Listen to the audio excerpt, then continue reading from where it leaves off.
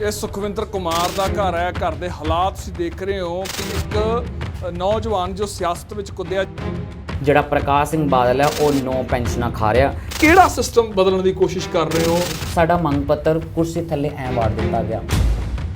ਤੁਸੀਂ ਸਿਆਸਤ 'ਚ ਕੁੱਦੇ ਹੋ, ਤੁਸੀਂ UPSC ਮੇਨਸ 'ਚ ਬੈਠੇ ਹੋ, ਤੁਸੀਂ ਸਟਰਗਲ ਕਰ ਰਹੇ ਹੋ, ਤੁਸੀਂ ਅੱਜ ਜ਼ਿੰਦਗੀ ਬਦਲਣ ਦੀ ਕੋਸ਼ਿਸ਼ ਕਰ ਰਹੇ ਹੋ।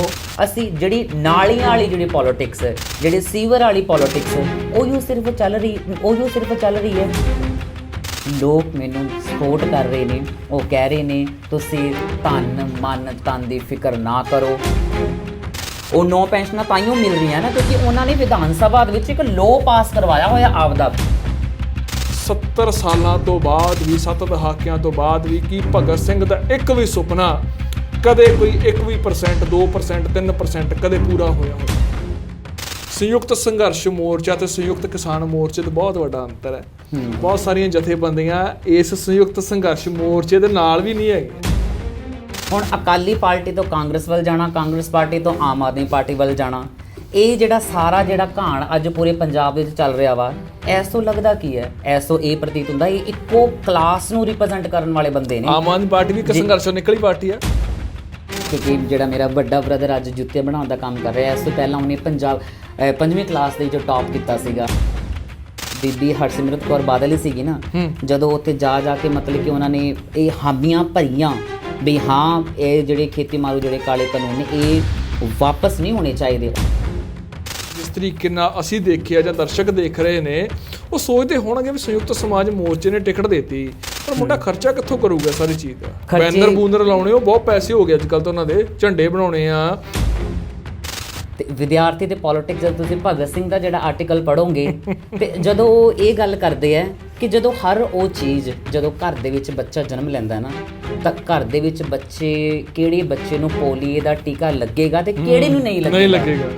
ਤੇ ਉਸ ਦੇ ਜਨਮ ਦੇ ਨਾਲ ਹੀ ਪੋਲਿਟਿਕਸ ਹੈ ਜਿਹੜੀ ਉਹ ਸ਼ੁਰੂ ਹੋ ਜਾਂਦੀ ਹੈ। ਮੇਰੀ ਮਾਂ ਲੋਕਾਂ ਦੇ ਘਰਾਂ ਦੇ ਵਿੱਚ ਜਾ ਕੇ ਭਾਵੇਂ ਕੰਮ ਕਰਨਾ ਪਿਆ ਹੋਵੇ, ਚਾਹੇ ਦਿਹਾੜੀਆਂ ਕੀਤੀਆਂ, ਚਾਹੇ ਪਿੰਡਾਂ ਦੇ ਵਿੱਚ ਜਾ ਕੇ ਮਤਲਬ ਕਿ ਚਾਹੇ ਨਰਮਾ ਚੁਗਣ ਦਾ ਕੰਮ ਕਰਨਾ ਹੋਵੇ। ਸਿਸਟਮ ਨੂੰ ਵੀ ਚੇਂਜ ਕਰਨਾ ਹੈ ਕਿਉਂਕਿ ਫਿਰ ਘਰਦਿਆਂ ਦਾ ਵੀ ਇਹ ਹੁੰਦਾ ਕਿ ਇਸ ਰਸਤੇ 'ਤੇ ਆ ਕੇ ਕਦੇ ਲੋਕ ਕਿ ਮਾਰ ਨਾ ਦੇਣ, ਹੈ ਨਾ, ਵੀ ਕੋਈ ਕੁਝ ਹੋ ਨਾ ਜਾਵੇ। ਮੇਰੇ ਹਰ ਮਾਂ ਪਿਓ ਦੀ ਇਹ ਖੁਆਇਸ਼ ਹੁੰਦੀ ਹੈ ਕਿ ਮੇਰਾ ਪੁੱਤਰ ਅੱਗੇ ਵਧੇ, ਹੈ ਨਾ, ਪਰ ਇੱਕ ਮਾਂ ਪਿਓ ਦੀਆਂ ਅੱਖਾਂ ਦੇ ਵਿੱਚ ਉਸ ਟਾਈਮ 'ਤੇ ਦਰਦ ਸੀਗਾ। ਸੁਖਵਿੰਦਰ ਨਾਲ ਗੱਲਬਾਤ ਜ਼ਰੂਰ ਕਰਾਂਗੇ। ਸੁਖਵਿੰਦਰ ਸਤਿ ਸ਼੍ਰੀ ਅਕਾਲ। ਹੋਰ ਕਿਵੇਂ, ਠੀਕ ਹੋ? ਹਾਂਜੀ ਬਹੁਤ ਵਧੀਆ ਜੀ। ਚਲੋ ਵਧੀਆ ਹੀ ਚਾਹੀਦਾ। ਸੋ ਇਹ ਸੁਖਵਿੰਦਰ ਹੈ ਜੀ, ਜਿਹਨੇ ਚੋਣਾਂ ਲੜਨ ਦਾ ਫੈਸਲਾ ਲਿਆ ਹੈ। ਸੰਯੁਕਤ ਜੋ ਸੰਘਰਸ਼ ਪਾਰਟੀ ਹੈ, ਮੋਰਚਾ ਆ, ਉਸ ਦੇ ਵੱਲੋਂ। ਤੇ ਇਸ ਨੌਜਵਾਨ ਦਾ ਕਹਿਣਾ ਹੈ ਕਿ ਸਿਸਟਮ ਬਦਲਾਂਗੇ, ਬਦਲ ਕੇ ਹੀ ਪੰਜਾਬ ਬਚਾਇਆ ਜਾ ਸਕਦਾ। ਗੱਲਬਾਤ ਕਰਦੇ ਹਾਂ, ਨਾਲ ਜਾਣਦੇ ਹਾਂ ਸੁਖਵਿੰਦਰ ਦੀ ਜ਼ਿੰਦਗੀ ਬਾਰੇ, ਨਾਲ ਜਾਣਦੇ ਸੁਖਵਿੰਦਰ ਦੇ ਏਮ ਬਾਰੇ ਤੇ ਸਿਆਸੀ ਮੈਦਾਨ ਵਿੱਚ ਉਤਰ ਕੇ ਕਿੱਦਾਂ ਦਾ ਮਹਿਸੂਸ ਕਰ ਰਿਹਾ। ਸੋ ਸੁਖਵਿੰਦਰ, ਬਹੁਤ ਬਹੁਤ ਸਵਾਗਤ ਹੈ ਰੋਜ਼ਾਨਾ ਸਪੋਕਸਮੈਨ TV ਤੇ ਮੇਰੇ ਖਿਆਲ 'ਚ ਪਹਿਲੀ ਇੰਟਰਵਿਊ ਹੈ ਤੁਹਾਡੀ ਅੱਜ ਇਹ? ਨਹੀਂ, ਉਸ ਤੋਂ ਪਹਿਲਾਂ ਮੈਂ ਇੱਕ ਇੰਟਰਵਿਊ ਦੇ ਚੁੱਕਿਆ, ਮਲੋਟ ਲਾਈਵ 'ਤੇ ਇੱਕ ਇੰਟਰਵਿਊ ਮੇਰੀ ਚੱਲ ਚੁੱਕੀ ਹੈ ਤੇ ਬਹੁਤ ਲੋਕਾਂ ਨੇ ਉਸ ਇੰਟਰਵਿਊ ਨੂੰ ਬਹੁਤ ਐਪਰੀਸ਼ੀਏਟ ਕੀਤਾ ਔਰ ਕਾਫੀ ਮੈਨੂੰ ਪੋਜ਼ੀਟਿਵ ਜਿਹੜੇ ਵਿਊਜ਼ ਨੇ ਉਹ ਮਿਲ ਰਹੇ ਹੈ। ਔਰ ਜਦੋਂ ਮੈਂ ਪੋਜ਼ੀਟਿਵ ਉਹਨਾਂ ਵਿਊਜ਼ ਨੂੰ ਦੇਖਦਾ ਤਾਂ ਮੈਨੂੰ ਬੜਾ ਖੁਸ਼ੀ ਮਿਲਦੀ ਹੈ ਕਿ ਮੇਰੇ ਮਲੋਟ ਸ਼ਹਿਰ ਦੇ ਜਿਹੜੇ ਨਿਵਾਸੀ ਨੇ ਕਿ ਉਹ ਪੜ੍ਹੇ ਲਿਖੇ ਨੌਜਵਾਨ ਦੇ ਸਪੋਰਟ ਵੀ ਕਰ ਰਹੇ ਨੇ ਔਰ ਮੈਨੂੰ ਅੱਗੇ ਲੈ ਕੇ ਆ ਰਹੇ ਨੇ। ਨੌਜਵਾਨ ਦੀ ਗੱਲ ਕਰੀਏ, ਸਿਆਸਤ ਤੋਂ ਕਾਫੀ ਦੂਰ ਹੈ, ਜਾਂ ਜਿਹੜੇ ਨੌਜਵਾਨ ਸਿਆਸਤ 'ਚ ਆਉਂਦੇ ਨੇ ਉਹ ਜ਼ਿਆਦਾਤਰ ਇਹ ਮੰਨਿਆ ਜਾਂਦਾ ਹੈ ਕਿ ਜਿਨ੍ਹਾਂ ਦੇ ਬਜ਼ੁਰਗ ਰਹੇ ਨੇ, ਜਿਨ੍ਹਾਂ ਦੇ ਪਹਿਲਾਂ ਪਿਤਾ ਰਹੇ ਨੇ, ਉਹ ਸਿਆਸਤ 'ਚ ਆਉਂਦੇ ਨੇ। ਸੁਖਵਿੰਦਰ ਨੇ ਸਿਆਸਤ 'ਚ ਆਉਣ ਦਾ ਫੈਸਲਾ ਕਦੋਂ ਤੇ ਕਿਉਂ ਲਿਆ? ਸਿਆਸਤ ਦੇ ਵਿੱਚ ਆਉਣ ਦਾ ਜਿਹੜਾ ਫੈਸਲਾ ਹੈ, ਮੈਂ ਆਪਦੀ ਗੱਲ ਸ਼ੁਰੂ ਕਰਨ ਤੋਂ ਪਹਿਲਾਂ ਰੋਜ਼ਾਨਾ ਜਿਹੜਾ ਸਪੋਕਸਮੈਨ ਦੀ ਮੈਂ ਸਵਾਗਤ ਕਰਦਾ ਕਿ ਉਹ ਮੇਰੇ ਘਰ ਦੇ ਵਿੱਚ ਆ ਕੇ ਤੁਸੀਂ ਮੇਰਾ ਇੰਟਰਵਿਊ ਕਰਨ ਵਾਸਤੇ ਸਪੈਸ਼ਲ ਤੁਸੀਂ ਸ੍ਰੀ ਗੁਰੂ ਰਵਿਦਾਸ ਨਗਰ ਦੇ ਵਿੱਚ ਆਏ ਹੋ। ਸਭ ਤੋਂ ਪਹਿਲਾਂ ਤੁਹਾਡਾ ਸਾਰੀ ਟੀਮ ਦਾ ਮੈਂ ਜਿਹੜਾ ਸੰਯੁਕਤ ਸਮਾਜ ਮੋਰਚੇ ਵੱਲੋਂ ਵੈਲਕਮ ਕਰਦਾ, ਸਵਾਗਤ ਕਰਦਾ। Thank you so much. ਤੇ ਦੂਸਰੀ ਗੱਲ ਜਿਹੜੀ ਤੁਸੀਂ ਸਿਆਸਤ ਦੀ ਗੱਲ ਕੀਤੀ, ਕਿਵੇਂ ਫੈਸਲਾ ਲੈ ਲਿਆ ਤੁਸੀਂ ਸਿਆਸਤ ਦੇ ਵਿੱਚ ਆਉਣ ਦਾ? ਜਦੋਂ ਅਸੀਂ ਪਰਮ ਗੁਣੀ ਭਗਤ ਸਿੰਘ ਦਾ ਨਾਮ ਲੈਂਦੇ ਹਾਂ, ਪਰਮ ਗੁਣੀ ਭਗਤ ਸਿੰਘ ਦਾ ਤੁਸੀਂ ਇੱਕ ਆਰਟੀਕਲ ਪੜ੍ਹ ਕੇ ਵੇਖੋ, ਬੜਾ ਸੋਹਣਾ ਉਹਨਾਂ ਨੇ ਇੱਕ ਆਰਟੀਕਲ ਲਿਖਿਆ, ਵਿਦਿਆਰਥੀ ਤੇ ਪੋਲਿਟਿਕਸ। ਤੇ ਵਿਦਿਆਰਥੀ ਤੇ ਪੋਲਿਟਿਕਸ, ਜਦੋਂ ਤੁਸੀਂ ਭਗਤ ਸਿੰਘ ਦਾ ਜਿਹੜਾ ਆਰਟੀਕਲ ਪੜ੍ਹੋਗੇ ਤੇ ਜਦੋਂ ਉਹ ਇਹ ਗੱਲ ਕਰਦੇ ਹੈ ਕਿ ਜਦੋਂ ਹਰ ਉਹ ਚੀਜ਼ ਜਦੋਂ ਘਰ ਦੇ ਵਿੱਚ ਬੱਚਾ ਜਨਮ ਲੈਂਦਾ ਨਾ ਤਾਂ ਘਰ ਦੇ ਵਿੱਚ ਕਿਹੜੇ ਬੱਚੇ ਨੂੰ ਪੋਲੀਏ ਦਾ ਟੀਕਾ ਲੱਗੇਗਾ ਤੇ ਕਿਹੜੇ ਨੂੰ ਨਹੀਂ ਲੱਗੇਗਾ ਤੇ ਉਸ ਦੇ ਜਨਮ ਦੇ ਨਾਲ ਹੀ ਪੋਲਿਟਿਕਸ ਹੈ ਜਿਹੜੀ ਉਹ ਸ਼ੁਰੂ ਹੋ ਜਾਂਦੀ ਹੈ। ਤਾਂ ਫਿਰ ਵਿਦਿਆਰਥੀ ਨੌਜਵਾਨਾਂ ਨੂੰ ਪੋਲਿਟਿਕਸ ਕਿਉਂ ਨਹੀਂ ਕਰਨੀ ਚਾਹੀਦੀ? ਤੇ ਐਸ ਕਰਕੇ ਭਗਤ ਸਿੰਘ ਨੇ ਇਹ ਲਿਖਿਆ ਕਿ ਪੋਲਿਟਿਕਸ ਦੇ ਵਿੱਚ ਨੌਜਵਾਨਾਂ ਨੂੰ ਅੱਗੇ ਆਉਣਾ ਚਾਹੀਦਾ ਹੈ, ਨੌਜਵਾਨਾਂ ਨੂੰ ਜਿਹੜੀ ਪੋਲਿਟਿਕਸ ਕਰਨੀ ਚਾਹੀਦੀ ਹੈ। ਔਰ ਮੇਰਾ ਇਹ ਫੈਸਲਾ ਕਿਉਂਕਿ ਮੈਂ ਲਗਾਤਾਰ ਕਿਉਂਕਿ ਵਿਦਿਆਰਥੀ ਸੰਘਰਸ਼ ਦੇ ਵਿੱਚ ਵੀ ਰਿਹਾ, ਕਿਉਂਕਿ ਵਿਦਿਆਰਥੀ ਸੰਘਰਸ਼ ਦੇ ਵਿੱਚ ਮੈਂ ਯੂਨੀਵਰਸਿਟੀ ਦੀ ਜਿਹੜੀ ਸਟੂਡੈਂਟਸ ਜਿਹੜੀ ਪੋਲਿਟਿਕਸ ਹੈ, ਜਿਹੜੀ ਸਟੂਡੈਂਟ ਪੋਲਿਟਿਕਸ ਜਿਹੜੀ ਇਸ਼ੂ ਬੇਸਡ ਜਿਹੜੀ ਪੋਲਿਟਿਕਸ ਹੈ ਮੈਂ ਪੰਜਾਬ ਯੂਨੀਵਰਸਿਟੀ ਚੰਡੀਗੜ੍ਹ ਦੇ ਵਿੱਚ ਵੀ ਕੀਤੀ ਹੈ। ਕਿਉਂਕਿ ਜਿਹੜੀ ਉੱਥੋਂ ਦੀ ਜਿਹੜੀ ਮੇਰੀ ਇੱਕ ਲਗਨ ਕਿਉਂਕਿ ਯੂਨੀਵਰਸਿਟੀ ਦੇ ਵਿੱਚ ਜਿਹੜਾ ਮੈਂ ਇੱਕ ਸਿਰਜਿਆ ਹੋਇਆ ਉਹ ਮੇਰਾ ਸਾਰਾ ਇਤਿਹਾਸ, ਚਾਹੇ ਉਹ ਸਟੂਡੈਂਟਸ ਦੀਆਂ ਡਿਮਾਂਡਸ 'ਤੇ ਲੜਨਾ ਹੋਵੇ, ਚਾਹੇ ਉਹ ਸਟੂਡੈਂਟਸ ਦੀਆਂ ਫੀਸਾਂ 'ਤੇ ਲੜਨ ਵਾਲਾ ਜਿਹੜਾ ਕੰਮ ਕਰਨਾ ਹੋਵੇ। ਉਸ ਤੋਂ ਬਾਅਦ 1 ਸਾਲ ਆਪਣਾ ਕਿਸਾਨੀ ਸੰਘਰਸ਼ ਚੱਲਿਆ। ਕਿਸਾਨੀ ਸੰਘਰਸ਼ ਦੇ ਵਿੱਚ ਮੈਂ ਦਿਨ ਰਾਤ ਇੱਕ ਕਰਕੇ ਕਿਉਂਕਿ ਲੱਗਿਆ ਕਿ ਬਾਬਾ ਨਾਨਕ ਦੇ ਦੁਆਰਾ ਬਖਸ਼ਿਆ ਹੋਇਆ ਹੱਲ ਜਿਨ੍ਹਾਂ ਇਹ ਹੱਕ ਤੇ ਸੱਚ ਦੀ ਗੱਲ ਕੀਤੀ, ਜਦੋਂ ਮੋਦੀ ਗਵਰਨਮੈਂਟ ਨੇ ਉਸ ਹੱਕ ਤੇ ਸੱਚ ਨੂੰ ਜਿਹੜੀ ਦਬਾਉਣ ਦੀ ਜਿਹੜੀ ਗੱਲ ਕੀਤੀ, ਉਹ ਉਸ ਹੱਕ ਤੇ ਸੱਚ ਵਾਸਤੇ ਜਿਹੜੀ ਸਾਡੀ ਰੋਜੀ ਤੇ ਰੋਟੀ ਨੂੰ ਖੋਣ ਦੀ ਜੇ ਗੱਲ ਕੀਤੀ, ਅਸੀਂ 1 ਸਾਲ ਉਸ ਕਿਸਾਨੀ ਸੰਘਰਸ਼ ਦੇ ਵਿੱਚੋਂ ਮੈਂ ਲੰਘਿਆ। ਵਿਦਿਆਰਥੀ ਚਾਹੇ ਵਿਦਿਆਰਥੀ ਤੌਰ 'ਤੇ ਭੂਮਿਕਾ ਨਿਭਾਉਣੀ ਹੋਵੇ, ਚਾਹੇ ਉਹ ਕਲਾਕਾਰ ਤੌਰ 'ਤੇ ਭੂਮਿਕਾ ਨਿਭਾਉਣੀ ਹੋਵੇ, ਮੈਂ ਉਸ ਫੀਲਡ ਦੇ ਵਿੱਚੋਂ ਗੁਜ਼ਰਿਆ। ਤੇ ਹੁਣ ਸਾਰੇ ਇਹ ਸੋਚ ਰਹੇ ਸੀਗੇ ਵੀ ਨਹੀਂ ਤੁਹਾਨੂੰ ਜਿਹੜੀ ਤੁਸੀਂ ਇੱਕ ਬਹੁਤ ਵਧੀਆ ਇੱਕ ਐਜੂਕੇਟਡ ਤੁਸੀਂ ਨਾਲ ਹੁਣੀ ਮੇਰੀ ਨਵੀਂ ਇਨਰੋਲਮੈਂਟ PhD ਦੇ ਵਿੱਚ ਹੋਈ ਹੈ। ਤੇ ਮੈਂ PhD ਵੀ ਪੋਲੀਟੀਕਲ ਸਾਇੰਸ ਦੇ ਵਿੱਚ ਕਰ ਰਿਹਾ ਔਰ ਮੈਂ masters in political science the as a students ਹਾਂ ਔਰ ਮੈਂ ਥਿਓਰੈਟੀਕਲੀ ਵੀ ਪੋਲੀਟੀਕਲ ਸਾਇੰਸ ਨੂੰ ਪੜ੍ਹਿਆ ਵਾ ਤੇ ਥਿਓਰੈਟੀਕਲੀ ਮੇਰੀ ਅਪਰੋਚ ਰਹੀ ਹੈ ਪੋਲੀਟੀਕਲ ਸਾਇੰਸ ਦੇ ਜਿਹੜੇ ਇਸ਼ੂਜ਼ ਨੇ, ਜਿਹੜੇ ਏਜੰਡੇ ਨੇ, ਮੈਂ ਉਹਨਾਂ ਨੂੰ ਬਹੁਤ ਸਹੀ ਤਰੀਕੇ ਨਾਲ ਸਮਝਦਾ। ਤੇ ਇਸ ਕਰਕੇ ਮੈਨੂੰ ਲੱਗਦਾ ਹੈ ਹੁਣ ਐਕਟਿਵ ਜਿਹੜੀ ਪੈਸਿਵ ਪੋਲਿਟਿਕਸ ਨੂੰ ਛੱਡ ਕੇ ਹੁਣ ਐਕਟਿਵ ਪੋਲਿਟਿਕਸ ਦੇ ਵਿੱਚ ਮੈਨੂੰ ਆ ਜਾਣਾ ਚਾਹੀਦਾ ਹੈ, ਐਕਟਿਵ ਮੇਨਸਟ੍ਰੀਮ ਪੋਲਿਟਿਕਸ 'ਚ ਆ ਜਾਣਾ ਚਾਹੀਦਾ। ਪਰ ਸੁਖਵਿੰਦਰ ਤੁਸੀਂ ਭਗਤ ਸਿੰਘ ਦੀ ਗੱਲ ਕੀਤੀ, ਭਗਤ ਸਿੰਘ ਦੀਆਂ ਫੋਟੋਆਂ ਤੁਸੀਂ ਵੀ ਲਾਈ ਹੋਈ ਆ, ਫੋਟੋ ਭਗਤ ਸਿੰਘ ਦਾ ਜ਼ਿਕਰ ਤੁਸੀਂ ਇੰਟਰਵਿਊ ਦੇ ਸਟਾਰਟਿੰਗ 'ਚ ਕੀਤਾ। ਇਸ ਸ਼ਹੀਦ ਆਜ਼ਮ ਸਰਦਾਰ ਭਗਤ ਸਿੰਘ ਦਾ ਜ਼ਿਕਰ ਹੈ ਉਹ ਹਰ ਪੋਲੀਟੀਸ਼ੀਅਨ ਕਰਦਾ ਹੈ। ਹਾਂਜੀ, ਉਹ ਜਦੋਂ ਵੋਟਾਂ ਲੈਣ ਆਉਂਦੇ ਨੇ ਨੌਜਵਾਨਾਂ ਨੂੰ ਖਾਸ ਤੌਰ 'ਤੇ, ਉਹ ਕਹਿੰਦੇ ਨੇ ਕਿ ਮੈਨੂੰ ਨੌਜਵਾਨਾਂ 'ਚ ਭਗਤ ਸਿੰਘ ਦਿਖਦਾ ਹੈ। ਨੌਜਵਾਨ ਵੀ ਚਾਅ ਦੇ ਨਾਲ ਪੱਗਾਂ ਬੰਨ੍ਹ ਲੈਂਦੇ ਨੇ, ਉਹ ਜਿਹੀਆਂ ਕੇਸਰੀ ਪੱਗਾਂ ਬੰਨ੍ਹ ਲੈਂਦੇ ਨੇ, ਲੜ ਛੱਡ ਕੇ ਪੱਗਾਂ ਬੰਨ੍ਹਦੇ ਨੇ। ਪਰ ਕੀ ਤੁਹਾਨੂੰ ਲੱਗਦਾ ਵੀ 70 ਸਾਲਾਂ ਤੋਂ ਬਾਅਦ ਵੀ, 7 ਦਹਾਕਿਆਂ ਤੋਂ ਬਾਅਦ ਵੀ, ਕੀ ਭਗਤ ਸਿੰਘ ਦਾ ਇੱਕ ਵੀ ਸੁਪਨਾ ਕਦੇ ਕੋਈ 1% 2% 3% ਕਦੇ ਪੂਰਾ ਹੋਇਆ? ਬ੍ਰਿਟਿਸ਼ ਹਕੂਮਤ ਨੇ ਭਗਤ ਸਿੰਘ ਨੂੰ ਫਾਂਸੀਆਂ ਤੇ ਲਾਉਣ ਦਾ ਜਿਹੜੀ ਕਾਹਲੀ ਕਿਉਂ ਕੀਤੀ? ਕਿਉਂਕਿ ਜਿਹੜਾ ਸਿਸਟਮ, ਜਿਹੜਾ ਸਰਮਾਏਦਾਰੀ ਸਿਸਟਮ, ਜਿਹੜਾ ਸਾਮਰਾਜਵਾਦ ਦਾ ਜਿਹੜਾ ਉਹ ਇੱਕ ਜਿਹੜਾ ਕਲਚਰ ਜਿਹੜਾ ਸੀਗਾ ਉਹ ਭਗਤ ਸਿੰਘ ਨੇ 23 ਸਾਲਾਂ ਦੀ ਉਮਰ ਦੇ ਵਿੱਚ ਸਮਝ ਲਿਆ ਸੀਗਾ। ਇਸ ਕਰਕੇ ਬ੍ਰਿਟਿਸ਼ ਹਕੂਮਤ ਨੂੰ ਇੱਕ ਖਤਰਾ ਸੀਗਾ ਕਦੀ ਇਹ ਨੌਜਵਾਨ ਅੱਗੇ ਅਗਾਂਹ ਵਧਿਆ ਤਾਂ ਅਗਾਂਹ ਵੱਧ ਕੇ ਪਤਾ ਨਹੀਂ ਪੂਰੀ ਦੁਨੀਆ ਨੂੰ ਜਿਹੜਾ ਇੱਕ ਚੇਂਜ ਕਰਨ ਵਾਲਾ ਜਿਹੜਾ ਕੰਮ ਹੈ ਉਹ ਭਗਤ ਸਿੰਘ ਕਰੇਗਾ। ਤਾਂ ਕਰਕੇ ਉਹਨੂੰ ਜਿਹੜਾ ਫਾਂਸੀ ਲਾਉਣ ਵਾਲਾ ਜਿਹੜਾ ਕੰਮ ਉਹ ਹੋਇਆ। ਪਰ ਭਗਤ ਸਿੰਘ ਦਾ ਜਿਹੜਾ ਸਿਰਜਿਆ ਹੋਇਆ ਜਿਹੜਾ ਇਨਕਲਾਬ ਜਿਹੜਾ ਸੀਗਾ, ਜਿਸ ਦੇ ਵਿੱਚ ਉਹ ਗੱਲ ਕੀ ਕਰਦਾ ਹੈ, ਉਹ ਰੁਜ਼ਗਾਰ ਦੀ ਗੱਲ ਕਰਦਾ ਹੈ, ਉਹ ਕਾਹਦੀ ਗੱਲ ਕਰਦਾ ਹੈ, ਇੱਥੇ free and compulsory and scientific education ਦੀ ਗੱਲ ਕਰਦੇ ਨੇ, ਉਹ ਚੰਗੇ ਹੈਲਥ ਸਿਸਟਮ ਦੀ ਗੱਲ ਕਰਦੇ ਨੇ। ਉਹ ਅੱਜ ਪੂਰਾ ਨਹੀਂ ਹੋਇਆ। ਚਾਹੇ ਸਾਨੂੰ ਆਜ਼ਾਦੀ ਮਿਲੇ ਨੂੰ 70 ਤੋਂ ਉੱਪਰ ਸਾਲ ਹੋ ਚੁੱਕੇ ਨੇ, ਪਰ ਭਗਤ ਸਿੰਘ ਦਾ ਦਿੱਤਾ ਹੋਇਆ ਉਹ ਨਾਰਾ ਜਿਹੜਾ ਇਨਕਲਾਬ ਦਾ ਸੀਗਾ ਉਹ ਅੱਜ ਨਹੀਂ ਪੂਰਾ ਹੋਇਆ। ਔਰ ਲੀਡਰ ਜਦੋਂ ਸਟੇਜਾਂ 'ਤੇ ਜਾ ਕੇ ਜਦੋਂ ਉਹ ਬੋਲਦੇ ਆ ਭਗਤ ਸਿੰਘ ਦਾ ਜ਼ਿਕਰ ਜ਼ਰੂਰ ਕਰਦੇ ਆ, ਪਰ ਭਗਤ ਸਿੰਘ ਦੇ ਨਾਲ ਅਸੀਂ ਜਿਹੜਾ ਭਗਤ ਸਿੰਘ ਨੂੰ ਇਕੱਲਾ ਸ਼ਹੀਦੇ ਆਜ਼ਮ ਭਗਤ ਸਿੰਘ ਨਹੀਂ, ਸ਼ਹੀਦੇ ਆਜ਼ਮ ਭਗਤ ਸਿੰਘ ਦੇ ਨਾਲ ਅਸੀਂ ਜਿਹੜਾ ਸ਼ਬਦ ਜਿਹੜਾ ਲਗਾਉਂਦੇ ਹਾਂ ਉਹ ਪਰਮ ਗੁਣੀ ਭਗਤ ਸਿੰਘ ਹੈ। ਪਰਮ ਗੁਣੀ ਦਾ ਮਤਲਬ ਕੀ ਹੁੰਦਾ ਹੈ? ਪਰਮ ਗੁਣੀ ਦਾ ਮਤਲਬ ਉਹ ਹੁੰਦਾ ਹੈ ਕਿਉਂਕਿ ਐਸ ਤੋਂ ਜਿਹੜੇ ਉਚੇਚੇ ਗੁਣਾਂ ਵਾਲਾ ਕੋਈ ਵਿਅਕਤੀ ਨਹੀਂ, ਕਿਉਂਕਿ ਉਹ ਜੀਨੀਅਸ ਸੀਗਾ ਸਾਡਾ ਭਗਤ ਸਿੰਘ ਜੀਨੀਅਸ ਕਿਉਂ ਸੀਗਾ? ਕਿਉਂਕਿ ਜੇਲ੍ਹ ਦੇ ਵਿੱਚ ਰਹਿੰਦੇ ਹੋਏ ਤੇ ਜੇਲ੍ਹ ਤੋਂ ਪਹਿਲਾਂ ਭਗਤ ਸਿੰਘ ਉਹ ਸੀਗਾ ਜਿਹਨੇ 400 ਤੋਂ ਵਧੇਰੇ ਕਿਤਾਬਾਂ 23 ਸਾਲ ਦੀ ਉਮਰ ਦੇ ਵਿੱਚ ਪੜ੍ਹ ਦਿੱਤੀਆਂ ਸੀਗੀਆਂ। ਔਰ ਮੈਂ ਅੱਜ ਕਹਿਣਾ ਵੀ ਮੈਂ 27 ਸਾਲ ਦਾ ਨੌਜਵਾਨ ਹਾਂ, ਮੈਨੂੰ ਲੱਗਦਾ ਮੈਂ ਅੱਜ ਕੀ ਕਹਿੰਦੇ 27 ਕਿਤਾਬਾਂ ਵੀ ਨਹੀਂ ਪੜ੍ਹੀਆਂ ਹੋਣਗੀਆਂ। ਤਾਂ ਇਸ ਕਰਕੇ ਵੀ ਭਗਤ ਸਿੰਘ ਸਾਡੇ ਵਾਸਤੇ ਬੜੇ ਉੱਚੇ ਜਿਹੜੇ ਵਿਦਵਾਨ ਨੇ। ਤਾਂ ਇਸ ਇਸ ਕਰਕੇ ਭਗਤ ਸਿੰਘ ਦਾ ਜਿਹੜਾ ਸੁਪਨਾ ਸੀਗਾ ਉਹ ਅੱਜ ਨਹੀਂ ਇਹਨਾਂ ਸਰਕਾਰਾਂ ਨੇ ਪੂਰਾ ਕੀਤਾ।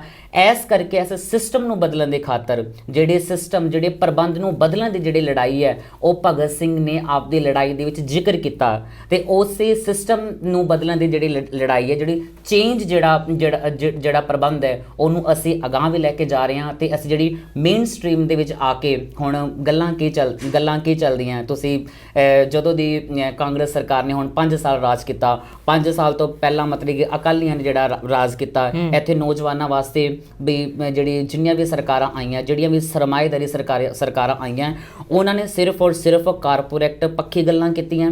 ਕਾਰਪੋਰੇਟ ਜਿਹੜਾ ਘਰਾਣਿਆਂ ਦਾ ਮਤਲਬ ਕਿ ਉਹਨਾਂ ਨੇ ਜਿਹੜਾ ਢਿੱਡ ਭਰਨ ਦੀ ਜਿਹੜੀ ਗੱਲ ਕੀਤੀ ਹੈ, ਇੱਥੇ ਨੌਜਵਾਨਾਂ ਦੀ ਕੋਈ ਗੱਲ ਨਹੀਂ ਹੋਈ, ਇੱਥੇ ਮਤਲਬ ਕਿ ਕਿਸਾਨਾਂ ਦੀ ਕੋਈ ਗੱਲ ਨਹੀਂ ਹੋਈ, ਖੇਤੀ ਨੂੰ ਪੂਰੇ ਤਰੀਕੇ ਨਾਲ ਤਬਾਹ ਕਰ ਦਿੱਤਾ ਗਿਆ। ਤੇ ਇਹ ਜਿਹੜੇ ਛੋਟੇ ਜਿਹੜੇ ਇਸ਼ੂਜ਼ ਨੇ ਇਹਨਾਂ ਨੂੰ ਟੈਕਲ ਕਿਵੇਂ ਕਰ ਸਕਦੇ ਆ, ਇਹਨਾਂ ਨੂੰ ਸੋਲਵ ਕਿਵੇਂ ਕੀਤਾ ਜਾ ਸਕਦਾ ਹੈ, ਅਸੀਂ ਉਹਨਾਂ ਤੇ ਡਿਬੇਟ ਵੀ ਕਰ ਰਹੇ ਹਾਂ। ਕੱਲ ਵੀ ਮੇਰੀ ਇੱਕ ਡਿਬੇਟ ਸੀਗੀ, ਉਹ ਕਾਫੀ ਵਾਇਰਲ ਹੋਈ। ਉਹ ਡਿਬੇਟ ਤੇ ਵੀ ਤੁਸੀਂ ਮੇਰੇ ਇਸ਼ੂਜ਼ ਦੇਖ ਸਕਦੇ ਹੋ। ਜਿਹੜੀ ਮੇਨ ਸਟ੍ਰੀਮ ਪੋਲਿਟਿਕਸ ਦੇ ਵਿੱਚ ਜਿਹੜੀ ਇਸ਼ੂ ਬੇਸਡ ਜਿਹੜੀ ਪੋਲਿਟਿਕਸ ਹੈ, ਅਸੀਂ ਉਸ ਨੂੰ ਅੱਗੇ ਲੈ ਕੇ ਆਉਣ ਦੀ ਗੱਲ ਕਰ ਰਹੇ ਹਾਂ। ਜੋ ਯੂਨੀਵਰਸਿਟੀ ਦੇ ਵਿੱਚ ਅਸੀਂ ਜਿਹੜਾ ਕਲਚਰ ਇੱਕ ਸਿਰਜਣ ਦੀ ਕੋਸ਼ਿਸ਼ ਕੀਤੀ, ਹੁਣ ਅਸੀਂ MLA ਦੇ ਇਲੈਕਸ਼ਨ ਦੇ ਵਿੱਚ ਵੀ ਮਲੋਟ ਹਲਕੇ ਦੇ ਵਿੱਚ ਵੀ ਜਿਹੜਾ ਇੱਕ ਇਸ਼ੂ ਬੇਸਡ ਜਿਹੜੀ ਪੋਲਿਟਿਕਸ ਜਿਹੜੀ ਗੱਲ ਹੈ ਉਹ ਅਸੀਂ ਕਰ ਰਹੇ ਹਾਂ। ਇਹ ਗੱਲਾਂ ਸੁਖਵਿੰਦਰ ਜਾਰੀ ਰਹਿਣਗੀਆਂ ਕਿ ਇਸ਼ੂਜ਼ ਹੈਗੇ ਨੇ, ਕਿਹੜੇ ਹੈਗੇ ਨੇ ਤੇ ਕਿਹੜੇ ਦੂਰ ਹੋ ਗਏ। ਪਰ ਉਦੋਂ ਪਹਿਲਾਂ ਸੁਖਵਿੰਦਰ ਨੂੰ ਚੰਗੀ ਤਰ੍ਹਾਂ ਜਾਣ ਲਈਏ। 27 ਸਾਲ ਦਾ ਸੁਖਵਿੰਦਰ ਕੀ ਕਰ ਚੁੱਕਿਆ ਹੈ ਤੇ ਕੀ ਕਰ ਰਿਹਾ ਆ ਇਸ ਸਿਆਸੀ ਮੈਦਾਨ 'ਚ ਉਤਰਨ ਤੋਂ ਪਹਿਲਾਂ।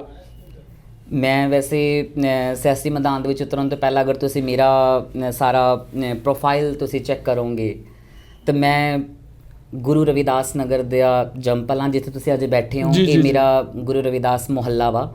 ਤੇ ਉਹ ਮੁਹੱਲਾ ਜਿੱਥੇ ਮੈਂ ਜੰਮਿਆ ਪਲਿਆ, ਜਿੱਥੇ ਮੈਂ ਐਜੂਕੇਸ਼ਨ ਲਿੱਤੀ, ਔਰ ਮੇਰੇ ਮਾਂ-ਪਿਓ ਜਿਨ੍ਹਾਂ ਨੇ ਦਿਹਾੜੀਆਂ ਕਰਕੇ ਤੇ ਜਿਨ੍ਹਾਂ ਨੇ ਮੈਨੂੰ ਪੜ੍ਹਾਇਆ ਲਿਖਾਇਆ ਤੇ ਅੱਜ ਮੈਨੂੰ ਯੂਨੀਵਰਸਿਟੀ ਪੜ੍ਹਨ ਲਾਇਆ। ਫਾਦਰ ਕੀ ਕਰਦੇ ਨੇ? ਫਾਦਰ ਮੇਰੇ ਸਧਾਰਨ ਟੇਲਰ ਨੇ, ਮਤਲਬ ਕਿ ਕਿਸੇ ਦੀ ਦੁਕਾਨ ਦੇ ਬਾਹਰ ਮਤਲਬ ਕਿ ਉਹ ਅੱਡਾ ਲਾ ਕੇ ਜਿਹੜਾ ਸਾਡੇ ਪੂਰੇ ਪਰਿਵਾਰ ਨੂੰ ਜਿਹੜਾ ਚਲਾਉਣ ਵਾਲਾ ਜਿਹੜਾ ਉਹ ਕੰਮ ਹੈ ਉਹ ਕਰਦੇ ਨੇ। ਤੇ ਜਿਹੜੀ ਮੈਂ +2 ਤੋਂ ਨਰਸਰੀ ਤੋਂ ਲੈ ਕੇ ਜਿਹੜੀ ਮੇਰੇ +2 ਤੱਕ ਦੀ ਜਿਹੜੀ ਮੇਰੀ ਐਜੂਕੇਸ਼ਨ ਹੈ ਉਹ ਸਰਕਾਰੀ ਸੀਨੀਅਰ ਸੈਕੰਡਰੀ ਸਕੂਲ ਮੰਡੀ ਹਰਜੀਰਾਮ ਤੋਂ ਕੀਤੀ ਹੋਈ ਹੈ। ਉਸ ਤੋਂ ਬਾਅਦ ਮੈਨੂੰ ਚੰਗੇ ਜਿਹੜੇ ਗੁਰੂਆਂ ਦਾ ਮੈਨੂੰ ਸਾਥ ਮਿਲਿਆ, ਮੇਰੇ ਟੀਚਰ ਸਾਹਿਬਾਨਾਂ ਦਾ ਚੰਗਾ ਸਾਥ ਮਿਲਿਆ ਤੇ ਉਹਨਾਂ ਨੇ ਮੈਨੂੰ DAV ਕਾਲਜ ਦੇ ਵਿੱਚ ਭਰਤੀ ਕਰਵਾਇਆ ਤੇ ਮੈਂ DAV ਕਾਲਜ ਤੋਂ ਆਪਦੀ BA ਕੀਤੀ। ਹਾਂਜੀ, ਮਲੋਟ ਤੋਂ ਮੈਂ BA ਕੀਤੀ ਹੋਈ ਹੈ। BA ਕਰਨ ਤੋਂ ਬਾਅਦ ਮੈਂ B.Ed ਜਿਹੜੀ ਕੀਤੀ ਹੈ, ਕਰਾਈ ਵਾਲਾ ਜਿਹੜਾ ਕਾਲਜ ਹੈ ਮੈਂ ਉੱਥੋਂ B.Ed ਕੀਤੀ ਹੈ। B.Ed ਤੋਂ ਬਾਅਦ ਮੈਂ ਮਾਸਟਰਸ ਕਰਨ ਵਾਸਤੇ ਹੁਣ ਮੈਨੂੰ ਲੱਗਿਆ ਵੀ ਨਹੀਂ, ਵੀ ਮਾਸਟਰਸ ਕਰਨ ਵਾਸਤੇ ਹੁਣ ਤੁਹਾਨੂੰ ਯੂਨੀਵਰਸਿਟੀ ਜਾਣਾ ਚਾਹੀਦਾ। ਲੇਟ ਸੀਗੇ ਪਰ ਚਲੋ ਲੇਟ ਆਏ ਦਰੁਸਤ ਆਏ, ਕਿਉਂਕਿ ਅਸੀਂ ਯੂਨੀਵਰਸਿਟੀਆਂ ਦੇ ਵਿੱਚ ਵੀ ਮੈਂ ਗਿਆ, ਕਿਉਂਕਿ ਮੇਰੀ ਟੀਚਰ ਪੰਜਾਬ ਯੂਨੀਵਰਸਿਟੀ ਚੰਡੀਗੜ੍ਹ ਦਾ ਮੈਂ ਮੌਜੂਦਾ ਵਿਦਿਆਰਥੀ ਹਾਂ। MA ਪੋਲੀਟੀਕਲ ਸਾਇੰਸ ਮੇਰੀ ਉੱਥੋਂ ਕੀਤੀ ਹੋਈ ਹੈ। ਤੇ ਮੇਰੇ ਜਿਹੜੇ ਬ੍ਰਦਰ ਨੇ, ਵੱਡੇ ਬ੍ਰਦਰ ਨੇ, ਉਹ ਪੰਜਾਬੀ ਜੁੱਤੀਆਂ ਬਣਾਉਣ ਦਾ ਕੰਮ ਕਰਦੇ ਆ। ਕਿਸੇ ਦੀ ਜੁੱਤੀਆਂ ਬਣਾਉਂਦੇ ਨੇ। ਸਾਡਾ ਬੇਸਿਕਲੀ ਜਿਹੜਾ ਕਲਚਰ ਹੈ, ਜਿਹੜਾ ਸਾਡਾ ਸੱਭਿਆਚਾਰ ਹੈ, ਮਤਲਬ ਲੇਬਰ ਤੇ ਕੰਮ ਕਰਦੇ ਹੋ। ਠੀਕ ਹੈ, ਕਮਿਸ਼ਨ ਮਿਲਦਾ ਫਿਰ ਉਹਨਾਂ ਨੂੰ? ਕਮਿਸ਼ਨ ਮਿਲਦਾ ਜੀ। ਇੱਕ ਜੁੱਤੀ ਦਾ ਮਤਲਬ ਕਿ 35 ਰੁਪਏ, ਪਤਾ ਨਹੀਂ 40 ਰੁਪਏ ਆਈ ਥਿੰਕ। ਇੱਕ ਜੋੜੇ ਦੇ? ਇੱਕ ਜੁੱਤੀ ਦਾ? ਹਾਂਜੀ, ਇੱਕ ਜੋੜੇ ਦੇ ਜੀ। ਇੱਕ ਜੋੜੇ ਦੇ 35 ਰੁਪਏ ਮਿਲਦੇ ਆ ਜੀ। ਜਿਹੜੀ ਮਾਰਕੀਟ 'ਚ 500 ਰੁਪਏ ਤੱਕ ਕਦੇ ਵਿਕਦੀ ਆ ਇਹੋ ਜਿਹੀ ਜੁੱਤੀ ਮਿਲਦਾ ਮਾਰਕੀਟ 'ਚ? ਬਣਾਉਣ ਦਾ ਮਤਲਬ ਕਿ 35 ਰੁਪਏ ਮਿਲਦੇ ਨੇ ਇੱਕ ਜੋੜੇ ਦੇ, ਵੀ ਉਹਨਾਂ ਨੇ ਉਹ ਇਕੱਲੀ ਮਤਲਬ ਕਿ ਉਹ ਕਰਨੀ ਹੈ, ਵੀ ਬਣਾਉਣੀ ਹੈ ਇਕੱਲਾ। ਅੱਛਾ। ਹਾਂਜੀ, ਮਟੀਰੀਅਲ ਮਤਲਬ ਕਿਸੇ ਹੋਰ ਦਾ ਹੈ, ਮਟੀਰੀਅਲ ਲਿਆ ਕੇ ਉਸ ਤੋਂ ਬਾਅਦ ਇਹਨੂੰ ਘਰੇ ਆ ਕੇ ਬਣਾਇਆ ਜਾਂਦਾ ਹੈ। ਤੇ ਘਰੇ ਆ ਕੇ ਮੇਰੇ ਬ੍ਰਦਰ ਨੇ ਉਹਨੂੰ ਸਿਲਾਈ ਕਰਨ ਦਾ ਕੰਮ ਕਰਦੇ ਆ। ਉਸ ਤੋਂ ਬਾਅਦ ਸਿਲਾਈ ਕਰਨ ਤੋਂ ਬਾਅਦ ਇਹ ਮਾਰਕੀਟ। ਮਟੀਰੀਅਲ ਕਿੰਨੇ ਦਾ ਲੱਗਦਾ ਉਹ ਅੰਦਾਜ਼ਾ? ਆਪਾਂ ਕੈਲਕੂਲੇਸ਼ਨ ਇੱਥੇ ਕਰ ਲੈਣਾ ਵੀ ਕਾਰਪੋਰੇਟ ਜਿਹੜਾ ਕਿ ਘਰਾਣੇ ਵੜੇ ਹੋਏ ਨੇ ਉਹ ਕਿੱਥੋਂ ਤੱਕ ਵੜੇ ਹੋਏ ਨੇ। ਹਾਂਜੀ, ਇਹ ਮੰਨ ਲਓ ਜਿਹੜੀ ਆ ਜੁੱਤੀ ਬਣਾਈ ਗਈ ਆ, ਇਹਨੂੰ ਚੱਕੋਗੇ? ਜੁੱਤੀ ਨੂੰ ਚੱਕਿਓ।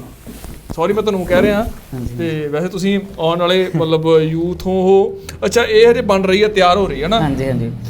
ਇਹਨੂੰ ਬਣਾਉਣ ਤੇ ਮਟੀਰੀਅਲ ਕਿੰਨੇ ਦਾ ਲੱਗਿਆ ਹੋਊਗਾ ਤੁਹਾਡੇ ਹਿਸਾਬ ਨਾਲ? ਲਗਭਗ ਇਹਦੇ 'ਚ ਜਿਹੜਾ ਮਟੀਰੀਅਲ ਜਿਹੜਾ ਲੱਗਿਆ ਹੋਇਆ ਵਾ, ਤੁਸੀਂ ਦੇਖੋ ਇਹਦੇ ਵਿੱਚ ਡਿਵੀਜ਼ਨ ਆਫ ਲੇਬਰ ਕੀਤੀ ਹੋਈ ਹੈ। ਠੀਕ ਹੈ। ਡਿਵੀਜ਼ਨ ਆਫ ਲੇਬਰ ਦਾ ਮਤਲਬ ਕੀ ਹੈ? ਜਿਹੜੀ ਇਹ ਜਿਹੜਾ ਥੱਲੜਾ ਜਿਹੜਾ ਹਿੱਸਾ ਵਾ ਇਹ ਕਿਸੇ ਹੋਰ ਨੇ ਬਣਾਉਣਾ ਹੈ, ਜਿਹੜਾ ਉੱਪਰਲਾ ਜਿਹੜਾ ਹਿੱਸਾ ਉਹ ਕਿਸੇ ਹੋਰ ਨੇ ਬਣਾਉਣਾ ਹੈ, ਤੇ ਜਿਹੜਾ ਉੱਪਰਲਾ ਜਿਹੜਾ ਇਹ ਡਿਜ਼ਾਈਨਿੰਗ ਜਿਹੜੀ ਅੱਜ ਕੀਤੀ ਹੋਈ ਇਹ ਕਿਸੇ ਹੋਰ ਨੇ। ਅੱਛਾ, ਇਹ ਮਤਲਬ 3-4 ਬੰਦਿਆਂ ਦਾ ਕੰਮ ਹੋ ਗਿਆ ਹੈ? 3-4 ਬੰਦੇ। ਇਹ ਡਿਵੀਜ਼ਨ ਆਫ ਲੇਬਰ ਹੈ, ਇਹ ਮਿਹਨਤ ਆ, ਯਾਨੀ ਕਿ 3-4 ਬੰਦਿਆਂ ਦੀ ਲੇਬਰ ਹੈ। 3-4 ਜਣੇ ਦੀ ਲੇਬਰ ਹੈ। ਉਸ ਤੋਂ ਬਾਅਦ ਜਿਹੜਾ ਉਹਨਾਂ ਦਾ ਲੇਬਰ ਦਾ ਖਰਚਾ ਤੇ ਉਸ ਜਿਹੜੇ ਮਟੀਰੀਅਲ ਜਿਹੜੀ ਕੋਸਟ ਹੈ ਉਹ ਪਲੱਸ ਹੋ ਕੇ ਲਗਭਗ ਤੁਸੀਂ ਸਮਝ ਸਕਦੇ ਹੋ 300 350 ਦਾ ਮਤਲਬ ਜਿਹੜਾ ਇੱਕ ਜਿਹੜਾ ਮਟੀਰੀਅਲ ਹਾਂਜੀ ਉਹ ਲੱਗ ਜਾਂਦਾ ਹੈ। ਉਸ ਤੋਂ ਬਾਅਦ ਇਹ ਸਾਰਾ ਚੀਜ਼ ਤਿਆਰ ਹੋਣ ਤੋਂ ਬਾਅਦ ਜਿਹੜੇ ਬੰਦੇ ਐਕਸਪਰਟਸ ਨੇ ਜਿਨ੍ਹਾਂ ਨੂੰ ਇਹ ਸਿਲਾਈ ਕਢਾਈ ਕਰਨੀ ਆਉਂਦੀ ਹੈ ਫਿਰ ਉਹ ਬਣਾਉਂਦੇ ਨੇ।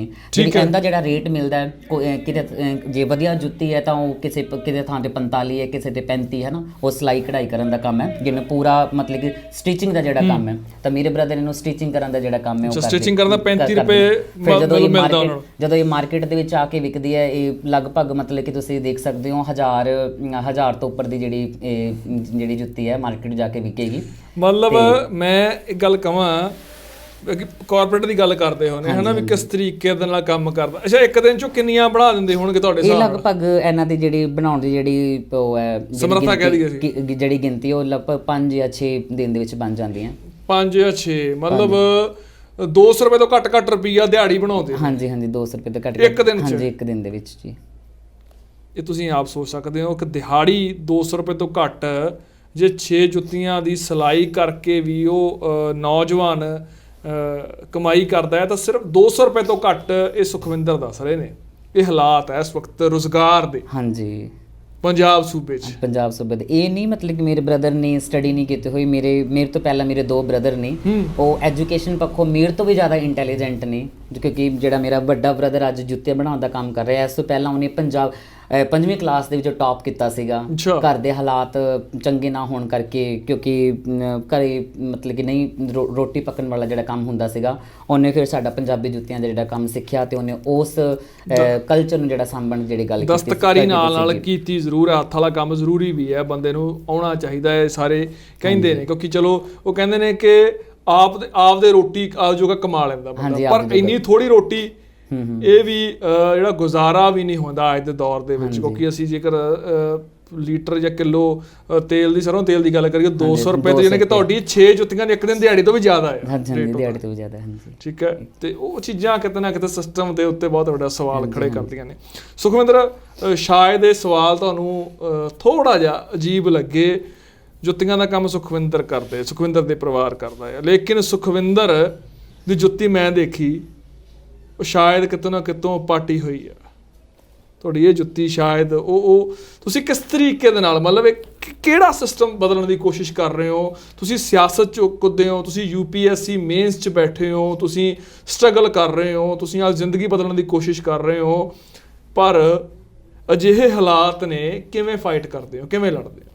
ਇਹ ਅਗਰ ਜਿਹੜੇ ਹਾਲਾਤ ਅਗਰ ਅੱਜ ਬਣੇ ਹੋਏ ਆ ਤੁਸੀਂ ਗੱਲ ਕੀਤੀ ਮੇਰੇ ਜਿਹੜੇ ਬੂਟ ਨੇ ਉਹ ਪਾਟੇ ਹੋਏ ਕਿਉਂ ਮੈਂ ਸਿੰਪਲ ਤੁਹਾਨੂੰ ਗੱਲ ਮੈਂ ਤੁਹਾਨੂੰ ਕੋਈ ਦਿਖਾਉਣ ਦੇ ਲਈ ਇਹ ਗੱਲ ਨਹੀਂ ਕਰ ਰਿਹਾ ਕਿਉਂਕਿ ਲੀਡਰ ਜਾਂ ਸਿਆਸਤ ਦੇ ਵਿੱਚ ਆਉਣਾ ਇੱਕ ਬਹੁਤ ਵੱਡਾ ਸਵਾਲ ਬਣ ਜਾਂਦਾ, ਇੱਕ ਬਹੁਤ ਵੱਡੀ ਆਪਦੇ ਲਈ ਮਾਣ ਵਾਲੀ ਗੱਲ ਵੀ ਬਣ ਜਾਂਦੀ। ਜਦੋਂ ਲੀਡਰ ਬਣਦੇ ਨੇ ਲੋਕ ਜਾਂ ਪੈਰ ਧਰਦੇ ਵੀ ਨੇ ਕੈਂਡੀਡੇਟ ਵੀ ਬਣ ਜਾਂਦੇ ਨੇ ਉਹਨਾਂ ਦੇ ਨਾਲ ਲਾਮ ਲਸ਼ਕਰ ਬਹੁਤ ਹੁੰਦਾ ਹੈ। ਹਾਂਜੀ ਉਹਨਾਂ ਦੇ ਚਿੱਟੇ ਕੁੜਤੇ ਪਾਏ ਹੁੰਦੇ ਨੇ ਉਤੋਂ ਇੱਕ ਸੋਹਣੀ ਜਿਹੀ ਜੈਕਟ ਪਾਈ ਹੁੰਦੀ ਹੈ ਤੇ ਆਸੇ-ਪਾਸੇ 3-4 ਜਣੇ ਹੋਰ ਹੁੰਦੇ ਨੇ ਤੇ ਉਹ ਹੱਥ ਜੋੜਦੇ ਜਾਂਦੇ ਨੇ।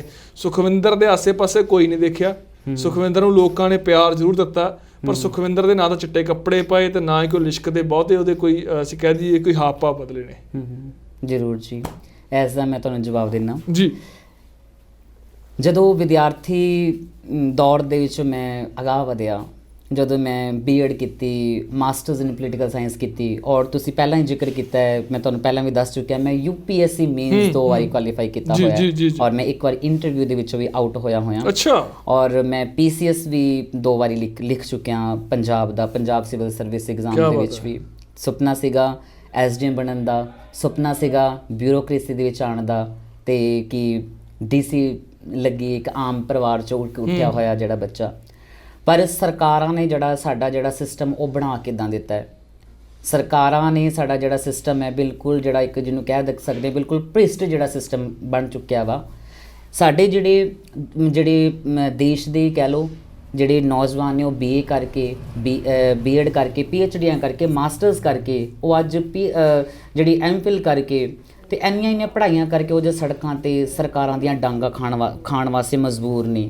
ਚਾਹੀਦਾ ਤਾਂ ਇਹ ਸੀਗਾ ਸਰਕਾਰ ਨੂੰ ਕਿ ਮੇਰੀ ਐਜੂਕੇਸ਼ਨਸ ਨੂੰ ਆਧਾਰ ਬਣਾ ਕੇ ਕਿ ਮੇਰੀ ਕਾਬਲੀਅਤ ਨੂੰ ਆਧਾਰ ਬਣਾ ਕੇ ਮੇਰੀ ਕਾਬਲੀਅਤ ਨੂੰ ਪਰਖਦੇ ਹੋਏ ਮੈਨੂੰ ਅੱਜ ਇੱਕ ਵਧੀਆ ਕਾਲਜ ਦੇ ਵਿੱਚ ਐਜ਼ ਅ ਪ੍ਰੋਫੈਸਰ ਲੱਗਿਆ ਹੋਣਾ ਚਾਹੀਦਾ ਸੀਗਾ। ਹੁਣ ਕੀ ਕਰਦੇ ਹੋ?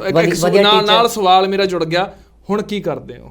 ਹੁਣ ਇਸ ਟਾਈਮ ਜਿਹੜਾ ਮੇਰਾ ਹੈ, ਮੈਂ ਸਟੂਡੈਂਟਸ ਪੋਲਿਟਿਕਸ ਦੇ ਵਿੱਚ ਹਾਂ। ਸਟੂਡੈਂਟਸ ਪੋਲਿਟਿਕਸ ਦੇ ਨਾਲ ਮੈਂ ਰੁਜ਼ਗਾਰ ਦੇ ਤੌਰ ਤੇ ਮੇਰਾ ਕੋਈ ਐਦਾਂ ਦਾ ਕੋਈ ਹਿੱਲਾ ਵਸੀਲਾ ਨਹੀਂ ਹੈ। ਮੈਂ ਮਤਲਬ ਟਰਾਈ ਨਹੀਂ ਕੀਤਾ? ਇੰਨੀ ਕੁਆਲੀਫਿਕੇਸ਼ਨ ਆ, ਇੰਨੀ ਨੌਲੇਜ ਹੈ, ਹਰ ਇੱਕ ਦੇ ਵੱਸ ਦੀ ਗੱਲ ਨਹੀਂ ਹੁੰਦੀ ਇਹ ਚੀਜ਼ਾਂ। ਤੁਸੀਂ ਇਸ ਮਾਹੌਲ 'ਚ ਉੱਠੇ ਹੋ, ਟਰਾਈ ਨਹੀਂ ਕੀਤਾ ਕਿਤੇ? ਟਰਾਈ ਕੀਤਾ, ਬਣਿਆ ਹੀ ਨਹੀਂ ਕਿਤੇ, ਪ੍ਰਾਈਵੇਟ ਵੀ? ਟਰਾਈ ਬਹੁਤ ਥਾਵਾਂ 'ਤੇ ਕੀਤਾ ਸੀਗਾ, ਪਰ ਜਿਵੇਂ ਕਹਿ ਸਕਦੇ ਹਾਂ ਮਤਲਬ ਕਿ ਸਰਕਾਰਾਂ ਦੇ ਹਾਲਾਤ ਬਹੁਤ ਮਾੜੇ ਨੇ। ਸਰਕਾਰਾਂ ਰੁਜ਼ਗਾਰ ਦੇਣ ਦੀ ਗੱਲ ਨਹੀਂ ਕਰਦੀਆਂ। ਸਾਡੀ ਯੋਗਤਾ ਨੂੰ ਆਧਾਰ ਬਣਾ ਕੇ ਮਤਲਬ ਕਿ ਸਾਨੂੰ ਰੁਜ਼ਗਾਰ ਅੱਜ ਨੌਜਵਾਨਾਂ ਨੂੰ, ਵਿਦਿਆਰਥੀਆਂ ਨੂੰ ਨਹੀਂ ਦਿੱਤਾ ਜਾ ਰਿਹਾ ਵਾ। ਇਸ ਤੋਂ ਪਹਿਲਾਂ ਵੀ ਮਤਲਬ ਕਿ ਮੈਂ ਘਰ ਦੇ ਵਿੱਚ ਜਿਹੜਾ ਟਿਊਸ਼ਨਾਂ ਵਗੈਰਾ ਪੜ੍ਹਾ ਕੇ, ਪ੍ਰਾਈਵੇਟ ਤੌਰ 'ਤੇ ਮੈਂ ਟਿਊਸ਼ਨਾਂ ਵਗੈਰਾ ਪੜ੍ਹਾਈਆਂ, ਅਤੇ ਮੇਰੇ ਲੋਕੈਲਿਟੀ ਦੇ ਵਿੱਚ ਮਤਲਬ ਕਿ ਵੱਡੇ ਜਿਹੜੇ ਸਟੂਡੈਂਟਸ ਨੇ, ਚਾਹੇ ਉਹ ਪੋਲੀਟੀਕਲ ਸਾਇੰਸ ਦੀ ਸਟੱਡੀ ਹੈ, ਚਾਹੇ ਉਹ ਇੰਗਲਿਸ਼ ਦੀ ਸਟੱਡੀ ਹੈ, ਅਤੇ ਮੈਂ ਟਿਊਸ਼ਨਾਂ ਪੜ੍ਹਾ ਕੇ ਮਤਲਬ ਜਿਹੜਾ ਆਪਦਾ ਜਿਹੜਾ ਘਰ ਦਾ ਜਿਹੜਾ ਗੁਜ਼ਾਰਾ ਹੈ ਉਹ ਨਾਲ ਜਿਹੜੀ ਕਿੰਨੀ ਫੀਸ ਲੈਂਦੇ ਸੀ? ਕਿੰਨੇ ਸਟੂਡੈਂਟ ਆਉਂਦੇ ਸੀਗੇ ਤੇ ਕਿਵੇਂ ਮਹੀਨੇ ਦਾ ਕਿੰਨਾ ਕੁ ਜਿਹੜਾ ਕਿ ਸਟੂਡੈਂਟਸ? ਹੁਣ ਆਮ ਘਰਾਂ ਦੇ ਜਿਹੜੇ ਵਿਦਿਆਰਥੀ ਵੀ ਜਿਹੜੇ ਸੀਗੇ, ਅਤੇ ਉਸ ਤੋਂ ਇਲਾਵਾ ਮਤਲਬ ਕਿ ਜਿਹੜੇ ਅਫੋਰਡ ਕਰ ਸਕਦੇ ਸੀਗੇ ਉਹ ਵਿਦਿਆਰਥੀ ਵੀ ਸੀਗੇ। ਜਿਹੜੇ ਅਫੋਰਡ ਕਰ ਸਕਦੇ ਸੀਗੇ, ਲਗਭਗ ਜਿਹੜਾ ਕੋਈ ਬੰਦਾ +2 'ਚ ਪੜ੍ਹ ਰਿਹਾ ਵਾ, ਜਿਹੜਾ ਕੋਈ BA ਕਰ ਰਿਹਾ ਵਾ, ਮੇਰੀ ਨਾਰਮਲ ਫੀਸ ਹੁੰਦੀ ਸੀਗੀ 400 ਰੁਪਇਆ। ਅਤੇ ਉਸ ਤੋਂ ਇਲਾਵਾ 400 ਰੁਪਏ ਤੋਂ ਇਲਾਵਾ ਕੋਈ ਪਾਰਟੀਕੂਲਰ ਸਬਜੈਕਟ ਨਹੀਂ, ਪੂਰੇ ਆਲ ਸਬਜੈਕਟ ਦੀ, ਸਾਰੇ ਸਬਜੈਕਟ ਦਾ ਜਿਹੜੀ ਕਿ 400 ਰੁਪਇਆ ਮੇਰੇ ਫੀਸ ਲੈਣੀ। ਕਿਉਂਕਿ ਜਿਹੜਾ ਐਜੂਕੇਸ਼ਨ ਦਾ ਜਿਹੜਾ ਬੇੜਾ ਗਰਕ ਜਿਹੜਾ ਸਰਕਾਰਾਂ ਨੇ ਕੀਤਾ ਹੈ, ਅਸੀਂ ਚਾਹੁੰਦੇ ਹਾਂ ਜਿਹੜਾ ਅਸੀਂ ਸਿੱਖਿਆ, ਜਿਹੜਾ ਚੀਜ਼ਾਂ ਅਸੀਂ ਹੰਡਾਈਆਂ ਨੇ, ਉਹ ਸਾਡੇ ਜਿਹੜੇ ਆਉਣ ਵਾਲੀ ਜਿਹੜੀ ਪੀੜ੍ਹੀ ਹੈ ਉਹ ਨਾ ਹੰਡਾਵੇ। ਤਾਂ ਇਸ ਕਰਕੇ ਕਈ ਵਾਰੀ ਤਾਂ ਇਹ ਵੀ ਹੁੰਦਾ ਹੈ, ਜਦੋਂ ਸਟੂਡੈਂਟਸ ਮੇਰੇ ਗੇਟ ਤੇ ਆਉਂਦੇ ਨੇ, ਜਦੋਂ ਮੇਰੇ ਐਂਟਰ ਕਰਦੇ ਨੇ, ਉਹ ਮੇਰੇ ਸਾਹਮਣੇ ਰੋ ਪੈਂਦੇ ਨੇ ਵੀ ਸਾਡੇ ਕੋਲ ਅਸੀਂ ਫੀਸ ਨਹੀਂ ਅਫੋਰਡ ਕਰ ਸਕਦੇ। ਫਿਰ ਉਹਨਾਂ ਨੂੰ ਚਾਹੇ ਫ੍ਰੀ ਮਤਲਬ ਕਿ ਜਿਹੜਾ ਟਿਊਸ਼ਨ ਪੜ੍ਹਾਉਣ ਵਾਲਾ ਜਿਹੜਾ ਕੰਮ ਹੈ, ਮੈਂ ਲਗਾਤਾਰ 5-6 ਸਾਲਾਂ ਤੋਂ ਕਰ ਰਿਹਾ। ਔਰ ਉਸ ਦੇ ਨਾਲ ਆਪਣੇ ਮਲੋਟ ਸ਼ਹਿਰ ਦੇ ਵਿੱਚ ਇੱਕ ਮਾਨਵ ਕਲਿਆਣ ਸਕੂਲ ਚੱਲਦਾ ਹੈ। ਜਦੋਂ ਸਾਡੇ ਮੇਰੇ ਗੁਰੂ ਜੀ ਨੇ YP ਮੱਕੜ ਸਰ ਜੀ ਔਰ ਨਾਲ ਸੁਦਰਸ਼ਨ ਜੱਗਾ ਸਰ ਜੀ, ਉਹਨਾਂ ਦੀ ਇੱਕ ਥਿੰਕਿੰਗ ਜਿਹੜੀ ਸੀਗੀ ਕਿ ਮਲੋਟ ਸ਼ਹਿਰ ਦੇ ਵਿੱਚ ਜਿਹੜਾ ਇੱਕ ਧੱਕਾ ਬਸਤੀ ਦੇ ਜਿਹੜੇ ਬੱਚੇ ਨੇ, ਜਿਹੜੇ ਸਟੇਸ਼ਨਾਂ 'ਤੇ ਭੀਖ ਮੰਗਣ ਵਾਲਾ ਜਿਹੜਾ ਕਰਦੇ ਨੇ, ਔਰ ਸੜਕਾਂ ਤੋਂ ਜਿਹੜੀਆਂ ਡਿੱਗੀਆਂ ਹੋਈਆਂ ਜਿਹੜੇ ਚੀਜ਼ਾਂ ਨੇ ਉਹਨਾਂ ਨੂੰ ਚੱਕ ਕੇ ਜਿਹੜਾ ਖਾਣ ਵਾਲਾ ਜਿਹੜਾ ਕੰਮ ਕਰਦੇ ਨੇ, ਉਹਨਾਂ ਸਟੂਡੈਂਟਸ ਨੂੰ ਮੈਂ ਲਾਮਬੰਦ ਕੀਤਾ। ਉਹ ਸਟੂਡੈਂਟਸ ਜਿਹੜੇ ਕਦੇ ਸੋਚ ਵੀ ਨਹੀਂ ਸਕਦੇ ਸੀਗੇ ਸਾਡੇ ਕੋਲ ਐਜੂਕੇਸ਼ਨ ਹੋਏਗੀ, ਉਹਨਾਂ ਵਿਦਿਆਰਥੀਆਂ ਨੂੰ ਮੈਂ ਪੜ੍ਹਾਉਣ ਵਾਲਾ ਕੰਮ ਕੀਤਾ ਹੈ। ਉਹਨਾਂ ਵਿਦਿਆਰਥੀਆਂ ਨੂੰ ਮੈਂ ਊੜਾ ਆੜਾ ਈੜੀ ਸੱਸਾ ਹਾ ਉਹ ਅੱਜ ABCD ਦੇ ਵਿੱਚ ABCD ਹੋਵੇ, ਚਾਹੇ ਉਹ ਮਤਲਬ ਕਿ ਗਿਣਤੀ ਹੋਵੇ, ਉਹ ਹਰੇਕ ਚੀਜ਼ ਅਗਰ ਤੁਸੀਂ ਉਹਨਾਂ ਬੱਚਿਆਂ ਤੋਂ ਪੁੱਛ ਕੇ ਵੇਖੋਗੇ, ਉਹ ਫਟਾਫਟ ਉਹਨਾਂ ਨੂੰ ਐਜੂਕੇਟ ਕੀਤਾ, ਅਸੀਂ ਉਹਨਾਂ ਨੂੰ ਮੁੱਢਲੀ ਸਿੱਖਿਆ ਦਿੱਤੀ ਹੈ। ਪਰ ਚਾਹੀਦਾ ਕੀ ਸੀਗਾ? ਹੁਣ ਤੁਸੀਂ ਵੇਖੋ, ਸਰਕਾਰ ਨੇ ਰਾਈਟ ਟੂ ਐਜੂਕੇਸ਼ਨ ਦੀ ਗੱਲ ਕਰਦੇ ਹਾਂ ਆਪਾਂ, ਵੀ ਬੱਚਿਆਂ ਦਾ ਰਾਈਟ ਟੂ ਐਜੂਕੇਸ਼ਨ ਹੈ, 6ਵੀਂ ਤੋਂ ਲੈ ਕੇ 14 ਕਲਾਸ ਤੱਕ ਜਿਹੜੇ ਇੰਡੀਆ ਦੇ ਵਿੱਚ ਸਿੱਖਿਆ ਨਾਨ ਪ੍ਰੋਫਿਟੇਬਲ ਹੈ। ਹਾਂਜੀ, ਸਿੱਖਿਆ ਖੇਤਰ। ਮੇਰੀ ਮਾਂ ਲੋਕਾਂ ਦੇ ਘਰਾਂ ਦੇ ਵਿੱਚ ਜਾ ਕੇ ਭਾਵੇਂ ਕੰਮ ਕਰਨਾ ਪਿਆ ਹੋਵੇ, ਚਾਹੇ ਦਿਹਾੜੀਆਂ ਕੀਤੀਆਂ, ਚਾਹੇ ਪਿੰਡਾਂ ਦੇ ਵਿੱਚ ਜਾ ਕੇ ਮਤਲਬ ਕਿ ਚਾਹੇ ਨਰਮਾ ਚੁਗਣ ਦਾ ਕੰਮ ਕਰਨਾ ਹੋਵੇ, ਦੂਸਰਿਆਂ ਦੇ ਘਰਾਂ ਵਿੱਚ ਜਾ ਕੇ ਚਾਹੇ ਕਣਕ ਇਕੱਠੀ ਕਰਨ ਵਾਲਾ ਜਿਹੜਾ ਕੰਮ ਕਰਨਾ ਹੋਵੇ, ਸਾਡਾ ਢਿੱਡ ਭਰਿਆ, ਸਾਨੂੰ ਪੜ੍ਹਾਇਆ, ਸਾਨੂੰ ਲਿਖਾਇਆ। ਪਰ ਹੁਣ ਲੱਗਦਾ ਨਹੀਂ, ਬਸ ਇਹ ਹੁਣ ਇਸ ਤੋਂ ਬਾਅਦ ਜਿਹੜਾ ਆਉਣ ਵਾਲਾ ਜਿਹੜਾ ਸਿਸਟਮ ਹੈ, ਉਸ ਤੋਂ ਬਾਅਦ ਸਾਡੀ ਮੌਤ ਹੈ। ਮੈਂ ਨਹੀਂ ਚਾਹੁੰਦਾ ਵੀ ਉਸ ਵਾਰ ਜਿਹੜੀ ਉਹ ਮੌਤ ਦੇ ਵਿੱਚ ਸਾਡਾ ਜਿਹੜਾ ਯੂਥ ਹੈ, ਸਾਡੀ ਜਵਾਨੀ ਹੈ, ਜਿਹੜਾ ਉਸ ਦੇ ਵਿੱਚ ਪੈਰ ਰੱਖੇ ਕਿ ਇਸ ਸਿਸਟਮ ਨੂੰ ਬਦਲਿਆ ਜਾ ਸਕਦਾ ਹੈ। ਇਸ ਸਿਸਟਮ ਨੂੰ ਬਦਲਣ ਦੀ ਖਾਤਰ ਅੱਜ ਮੈਂ ਇਸ ਪੋਲੀਟਿਕਸ ਦੇ ਵਿੱਚ ਵੀ ਆਇਆ, ਅਤੇ ਮੈਨੂੰ ਜ਼ਰੂਰ ਉਮੀਦ ਹੈ ਕਿ ਮੈਂ ਉਸ ਭਗਤ ਸਿੰਘ ਦੇ ਸੁਪਨੇ ਹੋਣ, ਚਾਹੇ ਉਹ ਬਾਬਾ ਸਾਹਿਬ BR ਅੰਬੇਦਕਰ ਦੀ ਗੱਲ ਹੋਵੇ, ਜਿਨ੍ਹਾਂ ਨੇ ਸਾਨੂੰ ਇੱਕ ਵਿਜ਼ਨ ਦਿੱਤਾ, ਜਿਨ੍ਹਾਂ ਨੇ ਆਪਦੀਆਂ ਪੀੜ੍ਹੀਆਂ ਵਾਰਤੀਆਂ, ਅਤੇ ਉਸ ਲੜਾਈ ਨੂੰ ਮੈਂ ਅੱਗੇ ਲੈ ਕੇ ਜਾਣ ਵਾਲਾ ਕੰਮ ਕਰੂੰਗਾ ਅਤੇ ਅੱਗੇ ਵਧਾਉਣ ਵਾਲਾ ਕੰਮ ਕਰੂੰਗਾ। ਸੰਯੁਕਤ ਸੰਘਰਸ਼ ਮੋਰਚਾ ਹੀ ਕਿਉਂ? ਪਾਰਟੀਆਂ ਤਾਂ ਹੋਰ ਵੀ ਹੈਗੀਆਂ ਨੇ, ਸਾਰੀਆਂ ਕਹਿੰਦੇ ਸਿਸਟਮ ਬਦਲਣਾ, ਚਾਹੇ ਅਕਾਲੀ ਦਲ ਹੈ, ਕਾਂਗਰਸ ਹੈ, ਆਮ ਆਦਮੀ ਪਾਰਟੀ ਹੈ, ਉਹਦੀ ਅੱਜ ਕੱਲ੍ਹ ਬੜੀ ਲਹਿਰ ਚੱਲਦੀ। ਉਹ ਤਾਂ ਗਾਣਾ ਵੀ ਉਹ ਲਾ ਕੇ ਰੱਖਦੇ ਨੇ, ਮੇਰਾ ਰੰਗ ਦੇ ਬਸੰਤੀ ਚੋਲਾ, ਜਦੋਂ ਵੀ ਕਿਤੇ ਜਾਂਦੇ ਨੇ। ਹਾਂਜੀ, ਸੁਣਿਆ ਹੋਊਗਾ ਹੈ ਨਾ। ਫਿਰ ਸੰਯੁਕਤ ਸੰਘਰਸ਼ ਮੋਰਚਾ ਹੀ ਕਿਉਂ? ਸੰਯੁਕਤ ਸੰਘਰਸ਼ ਮੋਰਚਾ ਤੋਂ ਪਹਿਲਾਂ ਜਿਹੜਾ ਆਪਣਾ ਸੰਯੁਕਤ ਕਿਸਾਨ ਮੋਰਚਾ, ਜਿਸ ਦਾ ਤੁਸੀਂ ਜ਼ਿਕਰ, ਕਿਉਂਕਿ ਸਿਆਸੀ ਪਾਰਟੀ ਚੋਣ ਦੀ ਗੱਲ ਕਰ ਰਹੇ ਨਾ, ਮੋਰਚਾ ਤਾਂ ਪੰਜਾਬ ਦਾ ਹੀ ਨਹੀਂ, ਪੂਰੇ ਉਹ ਭਾਰਤ ਦਾ ਅੰਦੋਲਨ ਹੈ। ਕਿਉਂਕਿ ਲਗਭਗ ਮੈਨੂੰ ਲੱਗਦਾ ਹੈ ਕਿ ਜਿਹੜਾ ਮੋਰਚਾ ਬਣਿਆ ਜਦੋਂ ਬੀਜੇਪੀ ਹਕੂਮਤ ਨੇ ਜਦੋਂ ਖੇਤੀ ਮਾਰੂ 3 ਕਾਲੇ ਕਾਨੂੰਨ ਪਾਸ ਕੀਤੇ, ਪੰਜਾਬ ਤੋਂ ਉੱਠਿਆ ਹੋਇਆ ਇਹ ਮਸਲਾ, ਪੰਜਾਬ ਤੋਂ ਭਖਿਆ ਹੋਇਆ ਇਹ ਮਸਲਾ ਕਿ ਗੱਲ ਹੁਣ MSP ਦੀ ਹੈ, ਗੱਲ ਹੁਣ ਰੋਜੀ ਤੇ ਰੋਟੀ ਦੀ ਹੈ, ਗੱਲ ਹੁਣ ਹੱਕ ਤੇ ਸੱਚ ਦੀ ਹੈ। ਜਾ ਕੇ ਸਾਡੇ ਜਿਹੜੇ ਕਿਸਾਨ ਹੋਣ, ਚਾਹੇ ਉਹ ਮਜ਼ਦੂਰ ਹੋਣ, ਚਾਹੇ ਉਹ ਵਿਦਿਆਰਥੀ ਹੋਣ, ਚਾਹੇ ਉਹ ਨੌਜਵਾਨ ਹੋਣ, ਅਸੀਂ ਇੱਕ ਸਾਲ, ਚਾਹੇ ਉਹ ਟਿੱਕਰੀ ਬਾਰਡਰ ਤੇ ਸੇਵਾ ਕਰਨੀ ਹੋਵੇ, ਚਾਹੇ ਉਹ ਸ਼ਿੰਗੂ ਬਾਰਡਰ ਤੇ ਸੇਵਾ ਕਰਨੀ ਹੋਵੇ, ਅਸੀਂ ਹਰੇਕ ਖਿੱਤੇ ਦੇ ਵਿੱਚ ਭੂਮਿਕਾ ਉੱਥੇ ਨਿਭਾਈ ਹੈ। ਸਟੇਜਾਂ ਤੇ ਜਾ ਕੇ ਵੀ ਬੋਲੇ ਹਾਂ, ਲੰਗਰ ਵੀ ਉੱਥੇ ਲਾਏ ਆ, ਲੰਗਰਾਂ ਦੇ ਵਿੱਚ ਅਸੀਂ ਸੇਵਾ ਵੀ ਕੀਤੀਆਂ। ਅਸੀਂ ਉੱਥੇ ਇੱਕ ਬਹੁਤ ਵਧੀਆ ਗੱਲ ਪਰ ਨਹੀਂ, ਤੁਸੀਂ ਜਿਹੜੀ ਸੇਵਾ ਦੀ ਗੱਲ ਸੁਖਵਿੰਦਰ ਤੁਸੀਂ ਕਹਿ ਰਹੇ ਹੋ ਬਹੁਤ ਲੋਕਾਂ ਨੇ ਕੀਤੀ। ਮੈਂ ਗੱਲ ਕਰ ਰਿਹਾ ਬਹੁਤ ਲੋਕਾਂ ਨੇ ਕੀਤੀ। ਉਹਨਾਂ 'ਚ ਸ਼ਾਇਦ ਉਹ ਵੀ ਲੋਕ ਵੀ ਸੀ ਜਿਹੜੇ ਹੋਰ ਨਾ ਜਿਹੜੀਆਂ ਪਾਰਟੀਆਂ ਦੇ ਨਾਂ ਲਏ, ਉਹਨਾਂ ਦੇ ਕੇਟਰ ਵੀ ਕਿਤੇ ਨਾ ਕਿਤੇ ਸ਼ਾਮਿਲ ਹੋਊਗਾ ਜਾਂ ਉਹਨਾਂ ਨਾਲ ਜੁੜੇ ਹੋਏ ਲੋਕ ਵੀ ਹੋਣਗੇ।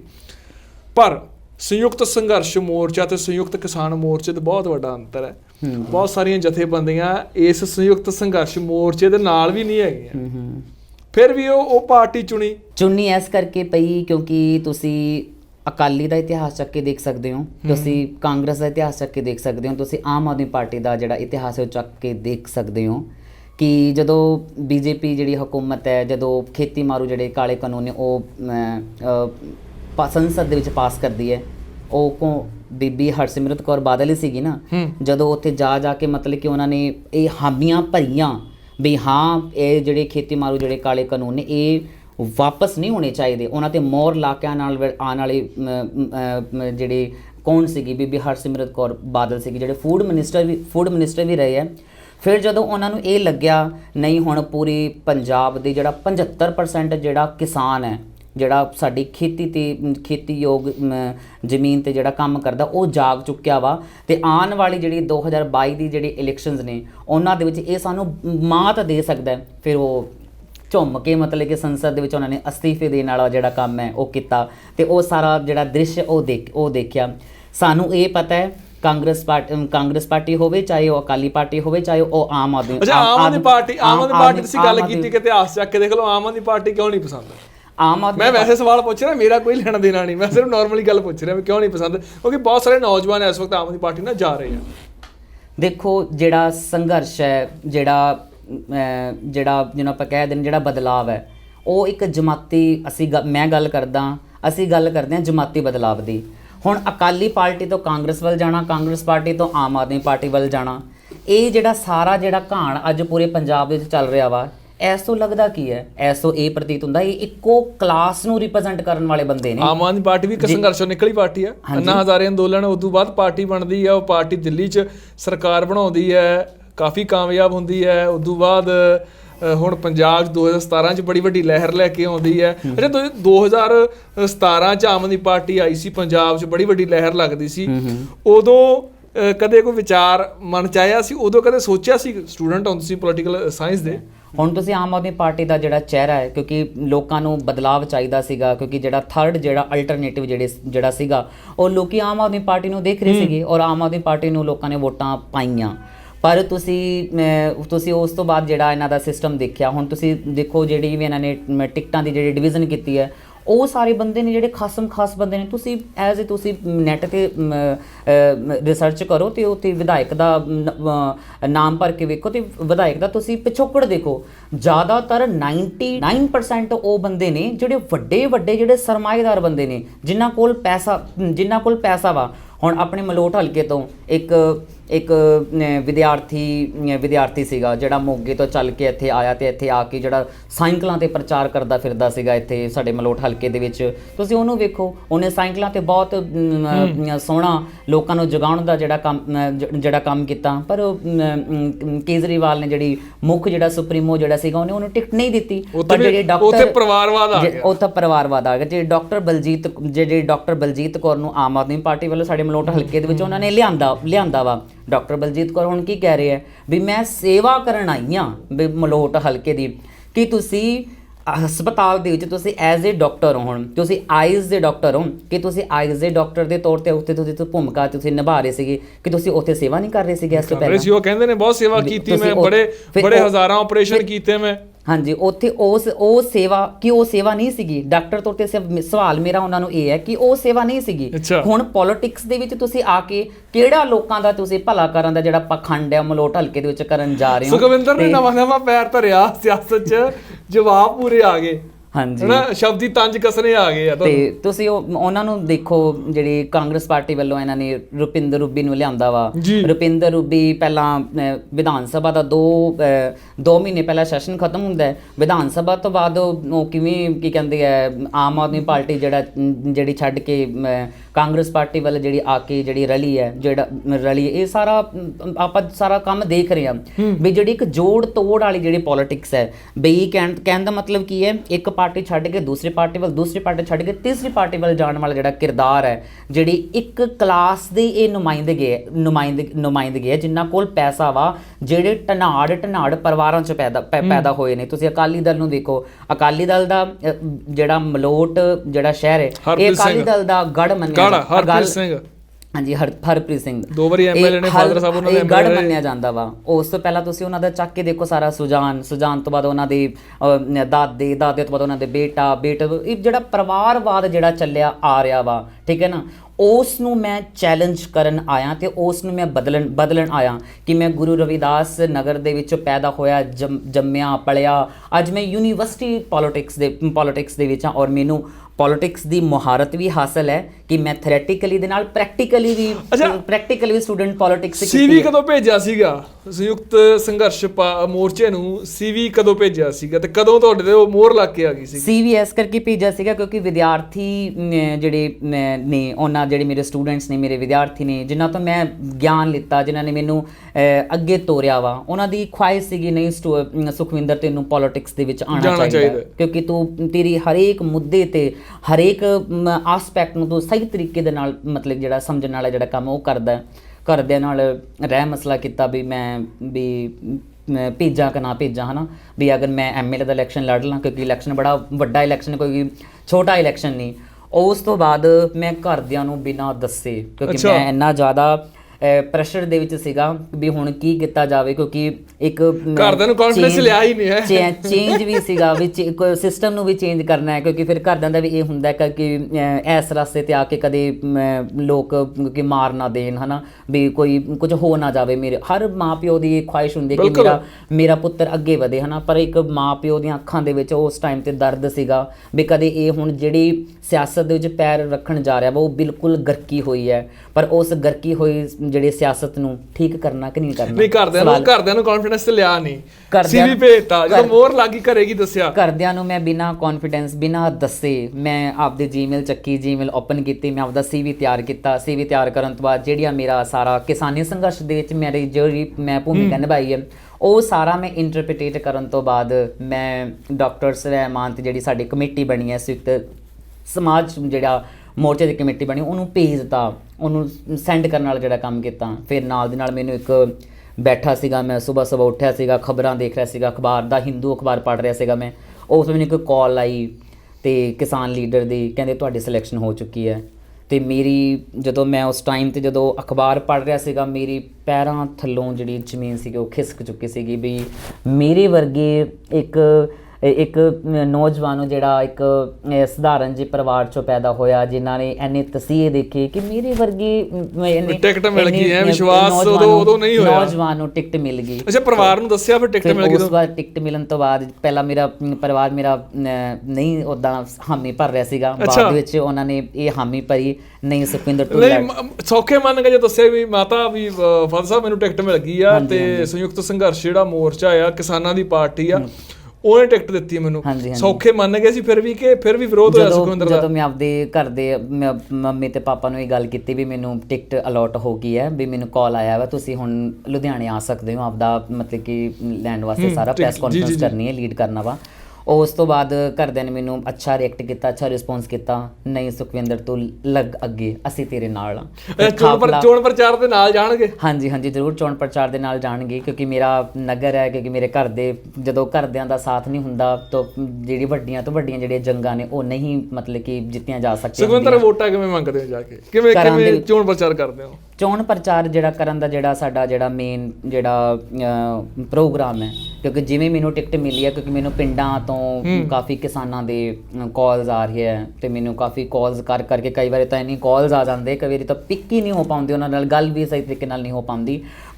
ਪਰ ਮੈਨੂੰ ਪਿੰਡਾਂ ਦੇ ਵਿੱਚੋਂ ਕਿਸਾਨਾਂ ਦਾ ਰਿਸਪੌਂਸ ਮਿਲ ਰਿਹਾ। ਕਿਸਾਨ ਮੈਨੂੰ ਇਹ ਕਹਿ ਰਹੇ ਤੁਸੀਂ ਸਾਡੇ ਪਿੰਡ ਕਦੋਂ ਆ ਰਹੇ ਹੋ, ਤੁਸੀਂ ਦੱਸੋ ਵੀ ਨੈਕਸਟ ਜਿਹੜਾ ਪ੍ਰੋਗਰਾਮ ਹੈ ਆਪਾਂ ਕਦੋਂ ਕਰਨਾ ਹੈ, ਕਦੋਂ ਆਪਾਂ ਮੀਟਿੰਗ ਕਰ ਰਹੇ ਹਾਂ। ਸ਼ਡਿਊਲ ਪੂਰਾ ਦਿਨ ਦਾ ਬਿਜ਼ੀ ਹੋਇਆ ਪਿਆ, ਕਦੇ ਕਿਤੇ ਥਾਂ ਤੇ ਜਾ ਕੇ ਮੀਟਿੰਗ ਕਰਨੀ ਪੈ ਰਹੀ, ਕਿਤੇ ਥਾਂ ਤੇ ਜਾ ਕੇ ਮੀਟਿੰਗ ਕਰਨੀ ਪੈ ਰਹੀ ਹੈ।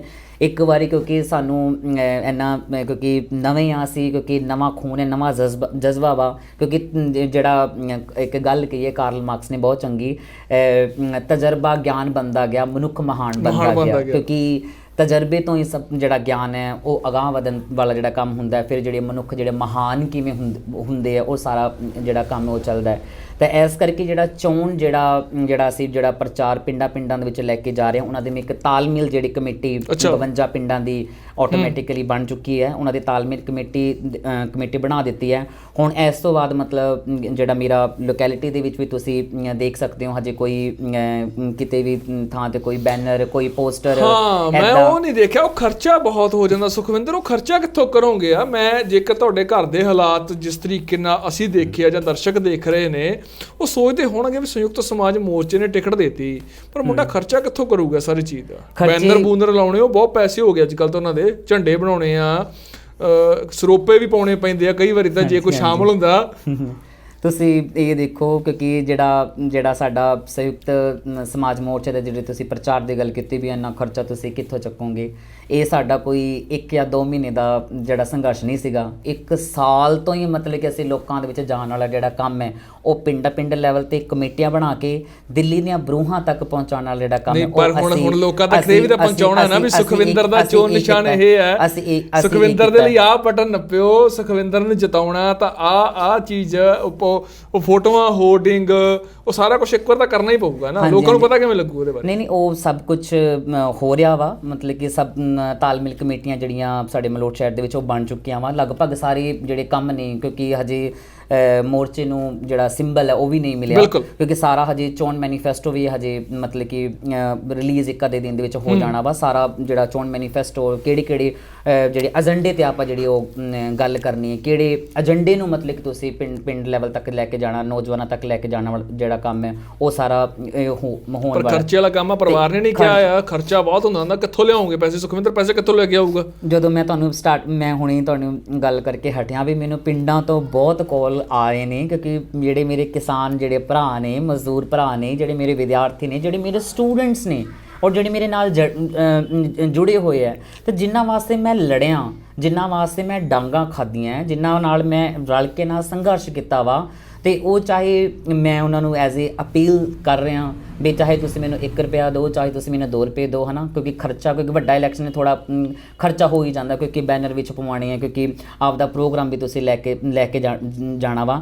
ਲੋਕ ਮੈਨੂੰ ਸਪੋਰਟ ਕਰ ਰਹੇ ਨੇ, ਉਹ ਕਹਿ ਰਹੇ ਨੇ ਤੁਸੀਂ ਧਨ ਮਨ ਤਨ ਦੀ ਫਿਕਰ ਨਾ ਕਰੋ, ਚਾਹੇ ਸਾਨੂੰ ਆਪਦੀ ਪੂਰੀ ਤਾਕਤ ਲਾਣੀ ਪਵੇ, ਅਸੀਂ ਤੁਹਾਡੇ ਧਨ ਦੇ ਨਾਲ ਵੀ ਸੇਵਾ ਕਰਾਂਗੇ, ਅਸੀਂ ਤੁਹਾਡੇ ਮਨ ਦੇ ਨਾਲ ਵੀ ਸੇਵਾ ਕਰਾਂਗੇ, ਅਸੀਂ ਤੁਹਾਡੇ ਧਨ ਦੇ ਨਾਲ ਵੀ ਸੇਵਾ ਕਰਾਂਗੇ। ਇਸ ਤਰੀਕੇ ਦਾ ਵੱਡੇ ਧਨਾੜ ਹਾਲਾਂਕਿ ਇੱਥੋਂ ਰਹੇ ਨੇ, ਤੁਸੀਂ ਆਪ ਜ਼ਿਕਰ ਕੀਤਾ ਹੈ, ਜਦੋਂ ਉਹਨਾਂ ਨੂੰ ਪਤਾ ਹੋਵੇ, ਡਰ ਹੋਵੇ ਨਾ ਵੀ ਯਾਰ ਉਹ ਕੁਛ ਕਰ ਸਕਦਾ, ਵੋਟਾਂ ਤੋੜ ਸਕਦਾ, ਵੋਟਾਂ ਖਰਾਬ ਕਰ ਸਕਦਾ, ਜਾਂ ਉਹ ਜਿੱਤ ਸਕਦਾ ਉਮੀਦਵਾਰ, ਤਾਂ ਕਈ ਤਰੀਕੇ ਦੇ ਹਥਕੰਡੇ ਅਪਣਾਉਂਦੇ ਨੇ, ਥ੍ਰੈਟ ਕਾਲਸ ਜਾਂ ਵੈਸੇ ਡਰਾਉਣ ਦੀ ਕੋਸ਼ਿਸ਼ ਕਰਦੇ ਨੇ। ਇੱਦਾਂ ਦਾ ਸਿਲਸਿਲਾ ਉਹ ਸ਼ੁਰੂ ਹੋ ਗਿਆ ਕਿ ਨਹੀਂ ਹਜੇ?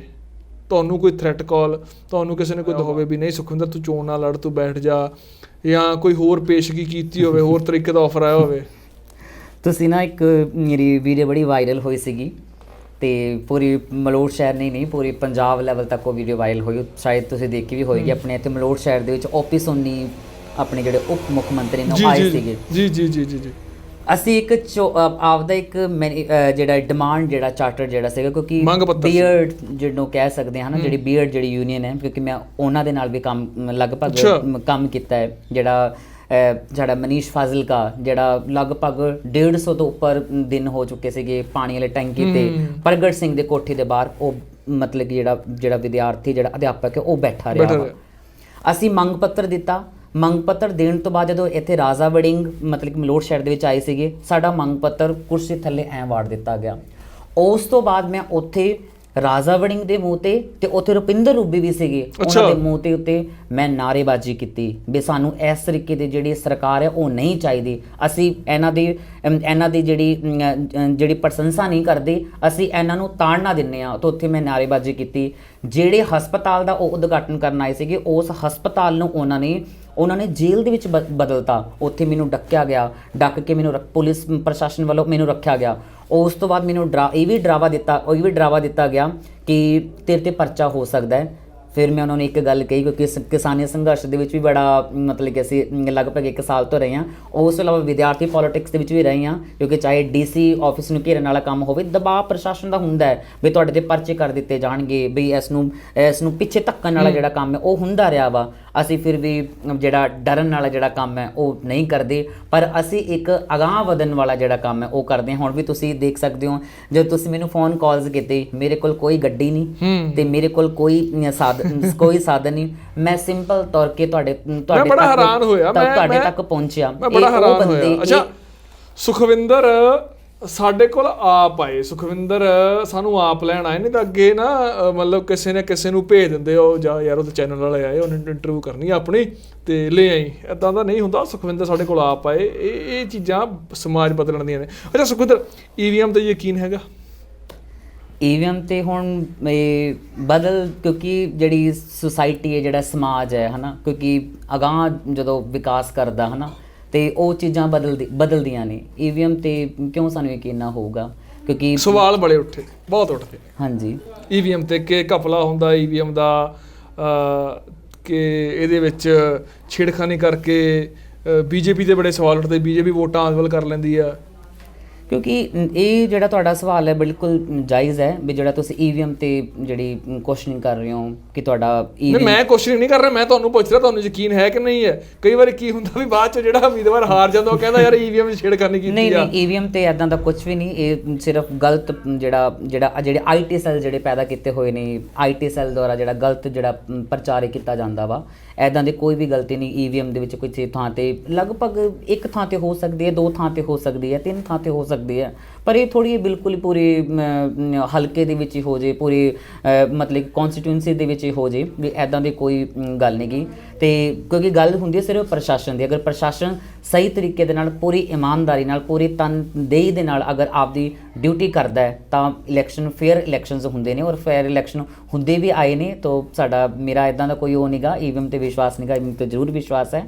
ਤੇ ਅਸੀਂ ਜ਼ਰੂਰ ਮਤਲਬ ਕਿ ਇਸ ਮਲੋਟ ਹਲਕੇ ਤੋਂ ਮਤਲਬ ਕਿ ਲੀਡ ਦੇ ਵਿੱਚ ਹਾਂ, ਕਿਉਂਕਿ ਅਸੀਂ ਲੀਡ ਦੇ ਵਿੱਚ ਹਾਂ ਹੁਣ ਇਸ ਟਾਈਮ ਕਰਕੇ। ਜਿਹੜਾ ਸੰਯੁਕਤ ਸਮਾਜ ਜਿਹੜਾ ਮੋਰਚਾ ਜਿਹੜਾ ਬਣਿਆ, ਕਿਉਂਕਿ ਜਿਹੜਾ ਇੱਕ ਥਰਡ ਅਲਟਰਨੇਟਿਵ ਲੋਕ ਸਮਝਦੇ ਹੁੰਦੇ ਸੀਗੇ ਆਮ ਆਦਮੀ ਪਾਰਟੀ ਹੈ, ਹੁਣ ਅਸੀਂ ਇਹ ਦਾਅਵਾ ਕਰਕੇ ਪੂਰੇ ਪੰਜਾਬ ਦੇ ਵਿੱਚ ਲੋਕਾਂ ਨੂੰ ਜਗਾਉਣ ਵਾਲਾ ਜਿਹੜਾ ਕੰਮ ਕਰ ਰਹੇ ਹਾਂ, ਕਿਸਾਨਾਂ ਨੂੰ ਜਗਾਉਣ ਵਾਲਾ ਕੰਮ ਕਰ ਰਹੇ ਹਾਂ, ਮਜ਼ਦੂਰਾਂ ਨੂੰ ਅਵੇਅਰ ਕਰਨ ਵਾਲਾ ਕੰਮ ਕਰ ਰਹੇ ਹਾਂ। ਲਗਭਗ ਮੈਂ ਹਰੇਕ ਯੂਨੀਅਨ ਦੇ ਨਾਲ ਮਿਲ ਰਿਹਾ, ਤਾਲਮੇਲ ਬਿਠਾਉਣ ਵਾਲਾ ਕੰਮ ਕਰ ਰਿਹਾ ਕਿ ਮੈਂ ਇੱਕ ਸਧਾਰਨ ਪਰਿਵਾਰ 'ਚੋਂ ਪੈਦਾ ਹੋਇਆ, ਮੈਂ ਮਿਹਨਤਕਸ਼ ਪਰਿਵਾਰ 'ਚੋਂ ਪੈਦਾ ਹੋਇਆ ਤੇ ਤੁਸੀਂ ਮੈਨੂੰ ਵੋਟ ਕਰੋ, ਮੇਰੀ ਸਪੋਰਟ ਕਰੋ। ਤੇ ਮੈਨੂੰ ਬਹੁਤ ਸਪੋਰਟ ਮਿਲ ਰਹੀ ਹੈ ਤੇ ਮੈਂ ਜ਼ਰੂਰ ਮਤਲਬ ਕਿ ਆਪਦੇ ਜਿਹੜਾ ਮੁਕਾਮ ਮੇਰੇ ਘਰਦਿਆਂ ਨੇ ਸੋਚਿਆ ਸੀਗਾ ਵੀ ਅੱਜ ਸਾਡਾ ਜਿਹੜਾ ਬੇਟਾ ਹੈ ਉਹਨਾਂ ਉਸ ਕੁਰਸੀ ਤੱਕ ਪਹੁੰਚੂਗਾ, ਉਸ ਕੁਰਸੀ ਤੋਂ ਮੇਰੇ ਸਮਾਜ ਨੂੰ ਵਾਂਝਾ ਰੱਖਿਆ ਗਿਆ, ਮਤਲਬ ਕਿ ਮੇਰੇ ਤਬਕੇ ਨੂੰ ਵਾਂਝਾ ਰੱਖਿਆ ਗਿਆ। ਉਸ ਸਮਾਜ ਨੂੰ ਲੀਡ ਕਰਦਾ ਹੋਇਆ, ਉਸ ਤਬਕੇ ਨੂੰ ਮੈਂ ਲੀਡ ਕਰਦਾ ਹੋਇਆ, ਉਸ ਕੁਰਸੀ ਨੂੰ ਅਸੀਂ ਜ਼ਰੂਰ ਛੂਵਾਂਗੇ।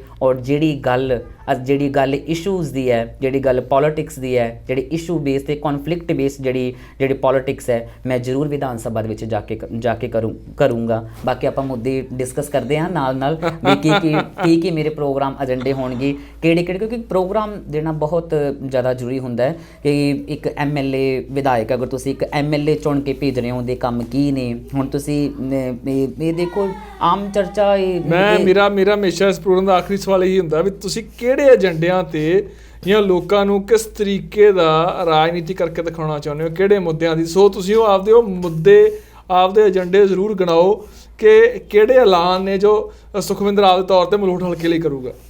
ਹੁਣ ਤੁਸੀਂ ਗੱਲ ਦੇਖੋ, ਰੀਡ ਆਵਰ ਇੰਡੀਅਨ ਕੌਨਸਟੀਟਿਊਸ਼ਨ। ਤੁਸੀਂ ਭਾਰਤ ਦਾ ਸੰਵਿਧਾਨ ਪੜ੍ਹ ਕੇ ਵੇਖੋ ਜੀ ਜੀ ਜੀ ਜੀ ਜਿਸ ਦੇ ਵਿੱਚ ਦੇਣ ਸਾਡੇ ਡਾਕਟਰ ਬਾਬਾ ਸਾਹਿਬ ਬੀਆਰ ਅੰਬੇਦਕਰ ਦੀ ਹੈ, ਜਿਨ੍ਹਾਂ ਨੇ ਸਾਡੇ ਪੂਰੇ ਦੇਸ਼ ਨੂੰ ਸੰਵਿਧਾਨ ਬਖਸ਼ਿਆ। ਉਸ ਸੰਵਿਧਾਨ ਦੇ ਵਿੱਚ ਆਪਣਾ ਇੱਕ ਜਿਹੜੇ ਫੰਕਸ਼ਨਸ ਨੇ MLA, ਹੁਣ ਇਲੈਕਸ਼ਨਸ ਕਿਹੜੇ ਹੋ ਰਹੇ, MLA ਦੇ ਇਲੈਕਸ਼ਨ ਹੋ ਰਹੇ। MLA ਦਾ ਮਤਲਬ ਕੀ ਹੈ? Member of legislative assembly. Vidhan Sabha ਦਾ ਬੰਦਾ ਚੁਣਨਾ ਤੁਸੀਂ, ਵਿਧਾਨ ਸਭਾ ਦਾ ਬੰਦਾ ਚੁਣ ਕੇ ਤੁਸੀਂ ਵਿਧਾਨ ਸਭਾ ਦੇ ਵਿੱਚ ਭੇਜਣਾ। ਵਿਧਾਨ ਸਭਾ ਕੀ ਹੈ? Vidhan Sabha is a law making body. Vidhan Sabha ਉਹ ਹੈ ਜਿੱਥੇ ਕਾਨੂੰਨ ਪਾਸ ਕੀਤੇ ਜਾਂਦੇ ਨੇ, ਕਾਨੂੰਨ ਦੀ ਪੋਲਿਟਿਕਸ। ਜਿਹੜੀਆਂ ਨਾਲੀਆਂ, ਅਸੀਂ ਨਾਲੀਆਂ ਬਣਾ ਦਾਂਗੇ, ਅਸੀਂ ਸੜਕਾਂ ਬਣਾ ਦਾਂਗੇ, ਅਸੀਂ ਸੀਵਰ ਸਾਫ਼ ਕਰਵਾ ਦਾਂਗੇ। ਅੱਜ ਤੱਕ ਇਹੋ ਪੋਲਿਟਿਕਸ ਚੱਲਦੀ ਆਈ ਹੈ। ਜਿਹੜੇ ਸਾਡੇ ਵਿਧਾਇਕ ਨੇ, ਚਾਹੇ ਉਹ ਹਰਪ੍ਰੀਤ ਦੇਖ ਲਓ, ਚਾਹੇ ਤੁਸੀਂ ਰੂਬੀ ਦੇਖ ਲਓ, ਚਾਹੇ ਤੁਸੀਂ ਡਾਕਟਰ ਬਲਜੀਤ ਦੇਖ ਲਓ, ਇਹਨਾਂ ਦੇ ਪ੍ਰੋਗਰਾਮ ਵਿੱਚ ਇਹ ਦਿਖਾ ਕੇ ਰਹੇ ਨੇ ਅਸੀਂ ਜਿਹੜੀ ਨਾਲੀਆਂ ਵਾਲੀ ਜਿਹੜੀ ਪੋਲਿਟਿਕਸ, ਜਿਹੜੀ ਸੀਵਰ ਵਾਲੀ ਪੋਲਿਟਿਕਸ, ਉਹੀਓ ਸਿਰਫ ਚੱਲ ਰਹੀ ਹੈ, ਉਹੀਓ ਇਹਨਾਂ ਦੇ ਚੋਣ ਮੈਨੀਫੈਸਟੋ ਦੇ ਵਿੱਚ ਹੈ। ਪਰ ਇੱਥੇ ਕਾਨੂੰਨ ਬਣਾਉਣ ਦੀ ਕੋਈ ਗੱਲ ਨਹੀਂ ਕਰ ਰਿਹਾ। ਕਾਨੂੰਨ ਦੀ ਜਿਹੜੀ ਪੋਲਿਟਿਕਸ ਹੈ, ਕਿਉਂਕਿ ਤੁਸੀਂ ਪਾਸ ਕਾਨੂੰਨ ਕਰਵਾਉਣੇ ਨੇ, ਤੁਸੀਂ ਕਾਨੂੰਨ ਕਰਵਾਣੇ ਨੇ। ਹੁਣ ਤੁਸੀਂ ਨਰੇਗਾ ਦਾ ਚੱਕ ਕੇ ਵੇਖੋ, ਨਰੇਗਾ ਦਾ ਜ਼ਿਕਰ ਚੱਕ ਕੇ ਦੇਖੋ। 10 ਸਾਲ ਅਕਾਲੀਆਂ ਨੇ ਰਾਜ ਕੀਤਾ। ਅਕਾਲੀਆਂ ਨੇ ਜਦੋਂ ਰਾਜ ਕੀਤਾ, ਜਦੋਂ ਸਰਕਾਰ ਸੀਗੀ ਕਾਂਗਰਸ ਤੋਂ ਪਿਛਲੇ ਟਾਈਮ ਦੇ ਵਿੱਚ, ਦਿਹਾੜੀ ਜਿਹੜੀ ਪਿੰਡਾਂ ਦੇ ਵਿੱਚ ਇੱਕ ਨਰੇਗਾ ਚੱਲਦਾ, ਹੁਣ ਅੱਜ ਕੱਲ੍ਹ ਉਹਨੂੰ ਮਨਰੇਗਾ ਬੋਲਿਆ ਜਾਂਦਾ ਹੈ। ਨਰੇਗਾ ਦੇ ਵਿੱਚ 100 ਦਿਨਾਂ ਦਾ ਜਿਹੜਾ ਕੰਮ ਹੈ ਉਹ ਤੁਹਾਨੂੰ ਸਰਕਾਰ ਨੇ ਦੇਣਾ, ਲਾਜ਼ਮੀ ਹੈ। ਉਸ ਕੰਮ ਦੇ ਵਿੱਚ ਇੱਕ ਦਿਹਾੜੀ ਰੇਟ ਨਿਕਲਦਾ ਹੈ। ਉਸ ਦਿਹਾੜੀ ਰੇਟ ਦੇ ਵਿੱਚ ਦਿਹਾੜੀ ਦੇ ਜਿਹੜੇ ਪੈਸੇ ਸੀਗੇ ਉਹ 288 ਰੁਪਏ ਬਣਦੇ ਸੀਗੇ। ਪਰ ਬਾਦਲ ਸਰਕਾਰ ਨੇ ਉਸ ਦਿਹਾੜੀ ਦਾ ਜਿਹੜਾ ਰੇਟ ਸੀਗਾ 218 ਸੈਂਟਰ ਤੋਂ ਅਪਰੂਵ ਕਰਵਾਇਆ। ਪਰ ਜਿਹੜਾ ਲੀਗਲ ਸੀਗਾ ਦਿਹਾੜੀ ਦਾ ਰੇਟ ਜਿਹੜਾ ਸੀਗਾ ਉਹ 288 ਸੀਗਾ, ਔਰ ਉਹਨਾਂ ਨੇ 218 ਰੁਪਏ ਬਣਾ ਕੇ ਸੈਂਟਰ ਨੂੰ ਭੇਜੇ ਸੀਗੇ। ਤੁਸੀਂ ਇਹ ਦੇਖੋ ਕਿੰਨੇ 70 ਰੁਪਏ ਦਾ ਫਰਕ ਹੈ, 70 ਰੁਪਏ ਦਾ ਫਰਕ। ਤੁਸੀਂ ਇਹ ਦੇਖੋ ਕਿੰਨਾ ਮਤਲਬ ਕਿ ਰੇਟ 288 ਦਾ ਤੇ 218 ਉਹ ਬਣਾ ਕੇ ਭੇਜ ਰਹੇ ਨੇ ਵੀ। ਫਿਰ ਇਹ ਹਰਪ੍ਰੀਤ ਵਰਗੇ MLA ਇਹ ਉੱਥੇ ਜਦੋਂ ਵਿਧਾਨ ਸਭਾ ਵਿੱਚ ਜਾ ਕੇ ਬੈਠਦੇ ਨੇ, ਸਿਰਫ ਹਾਂ 'ਚ ਹਾਂ ਵੀ ਅਗਰ ਇਸ ਏਜੰਡੇ ਤੇ ਹਾਂ ਹੈ ਤਾਂ ਹਾਂ ਇਹਨਾਂ ਦੀ, ਇਸ ਏਜੰਡੇ 'ਚ ਨਾ ਹੈ ਤਾਂ ਨਾ ਇਹਨਾਂ ਦੀ, ਸਿਰਫ ਯੈਸ ਔਰ ਨੋ ਕਰਨ ਵਾਲੀ ਜਿਹੜੀ ਇਹਨਾਂ ਦੀ ਪੋਲਿਟਿਕਸ। ਕਹਿ ਰਹੇ ਹੋ ਆਪਦੇ ਵੱਲੋਂ ਕੋਈ ਸਵਾਲ ਨਹੀਂ ਚੱਕਦੇ, ਆਪਦੇ ਵੱਲੋਂ ਕੋਈ ਸਵਾਲ ਇਹਨਾਂ ਦੇ ਗਲਤ ਆ ਤਾਂ ਗਲਤ ਨੂੰ ਗਲਤ ਨਹੀਂ ਕਹਿੰਦੇ, ਗਲਤ ਨੂੰ ਗਲਤ ਨਹੀਂ ਕਹਿੰਦੇ। ਇਸ ਕਰਕੇ ਜਿਹੜਾ ਹਲਕੇ ਦਾ ਜਿਹੜਾ ਫਸਟ ਜਿਹੜਾ ਏਜੰਡਾ ਹੋਏਗਾ ਉਹ ਕਾਨੂੰਨ ਬਣਾਉਣ ਦਾ ਹੋਏਗਾ। ਅੱਜ ਅਸੀਂ ਭਗਤ ਸਿੰਘ ਦੀ ਗੱਲ ਕਰਦੇ ਹਾਂ ਕਿ ਭਗਤ ਸਿੰਘ ਦੇ ਨਾਂ ਦੇ ਉੱਤੇ Bhagat Singh national employment guarantee act ਜਿਹੜਾ ਵਿਧਾਨ ਸਭਾ ਦੇ ਵਿੱਚ ਪਾਸ ਹੋਣਾ ਚਾਹੀਦਾ ਕਿ ਨਹੀਂ ਹੋਣਾ ਚਾਹੀਦਾ। ਅਗਰ ਦੇਸ਼ ਦੀ ਜਵਾਨੀ ਨੂੰ ਬਚਾਉਣਾ, ਦੇਸ਼ ਦੀ ਜਵਾਨੀ ਨੂੰ ਲਾਰੇ ਨਹੀਂ ਚਾਹੀਦੇ। ਹੁਣ ਕੈਪਟਨ ਸਰਕਾਰ ਜਦੋਂ ਪਿਛਲੇ ਸਾਲ ਸੱਤਾ ਦੇ ਵਿੱਚ ਆਈ ਹੈ, ਕੀ ਕਹਿ ਕੇ ਆਈ? ਅਸੀਂ ਹਰੇਕ ਘਰ ਨੂੰ ਨੌਕਰੀ ਦੇ ਦਾਂਗੇ। ਉਹਨਾਂ ਨੇ ਇਹ ਹਰੇਕ ਘਰ, ਤੁਸੀਂ ਡਾਟਾ ਚੱਕ ਕੇ ਵੇਖੋ, ਹਰੇਕ ਘਰ ਨੂੰ ਕੀ ਮਤਲਬ ਕਿ 5 ਘਰ ਛੱਡ ਕੇ ਤੁਸੀਂ ਦੇਖ ਲਓ, ਕਿਸੇ ਮਤਲਬ ਕਿ ਨੌਜਵਾਨ ਤੇ ਵਿਦਿਆਰਥੀ ਨੂੰ ਜਿਹੜੀ ਨੌਕਰੀ ਉਹ ਨਹੀਂ ਮਿਲੀ। ਤੇ ਇਸ ਕਰਕੇ ਉਸ ਪਰ ਇਹਨਾਂ ਨੇ ਜਿਹੜਾ ਕੈਪਟਨ ਤੋਂ ਬਾਅਦ ਇਹਨਾਂ ਨੇ ਚੰਨੀ ਜਿਹੜਾ ਚਿਹਰਾ ਜਿਹੜਾ ਇੱਕ ਸਾਡੇ ਸਾਹਮਣੇ 111 ਦਿਨਾਂ 'ਚ ਬਹੁਤ ਸਾਰਾ ਕੰਮ ਕੀਤਾ ਕਹਿੰਦੇ 111 ਦਿਨਾਂ 'ਚ। ਹਾਂਜੀ, ਉਹ ਜਿਹੜਾ ਡਰਾਮਾ ਇੱਕ ਜਿਹੜਾ ਚੰਨੀ ਸਰਕਾਰ ਦਾ ਉਹ ਸਾਰਿਆਂ ਨੇ ਉਹ ਦੇਖਿਆ, ਕਿਉਂਕਿ ਡਰਾਮਾ ਸਪਸ਼ਟ ਸੀਗਾ।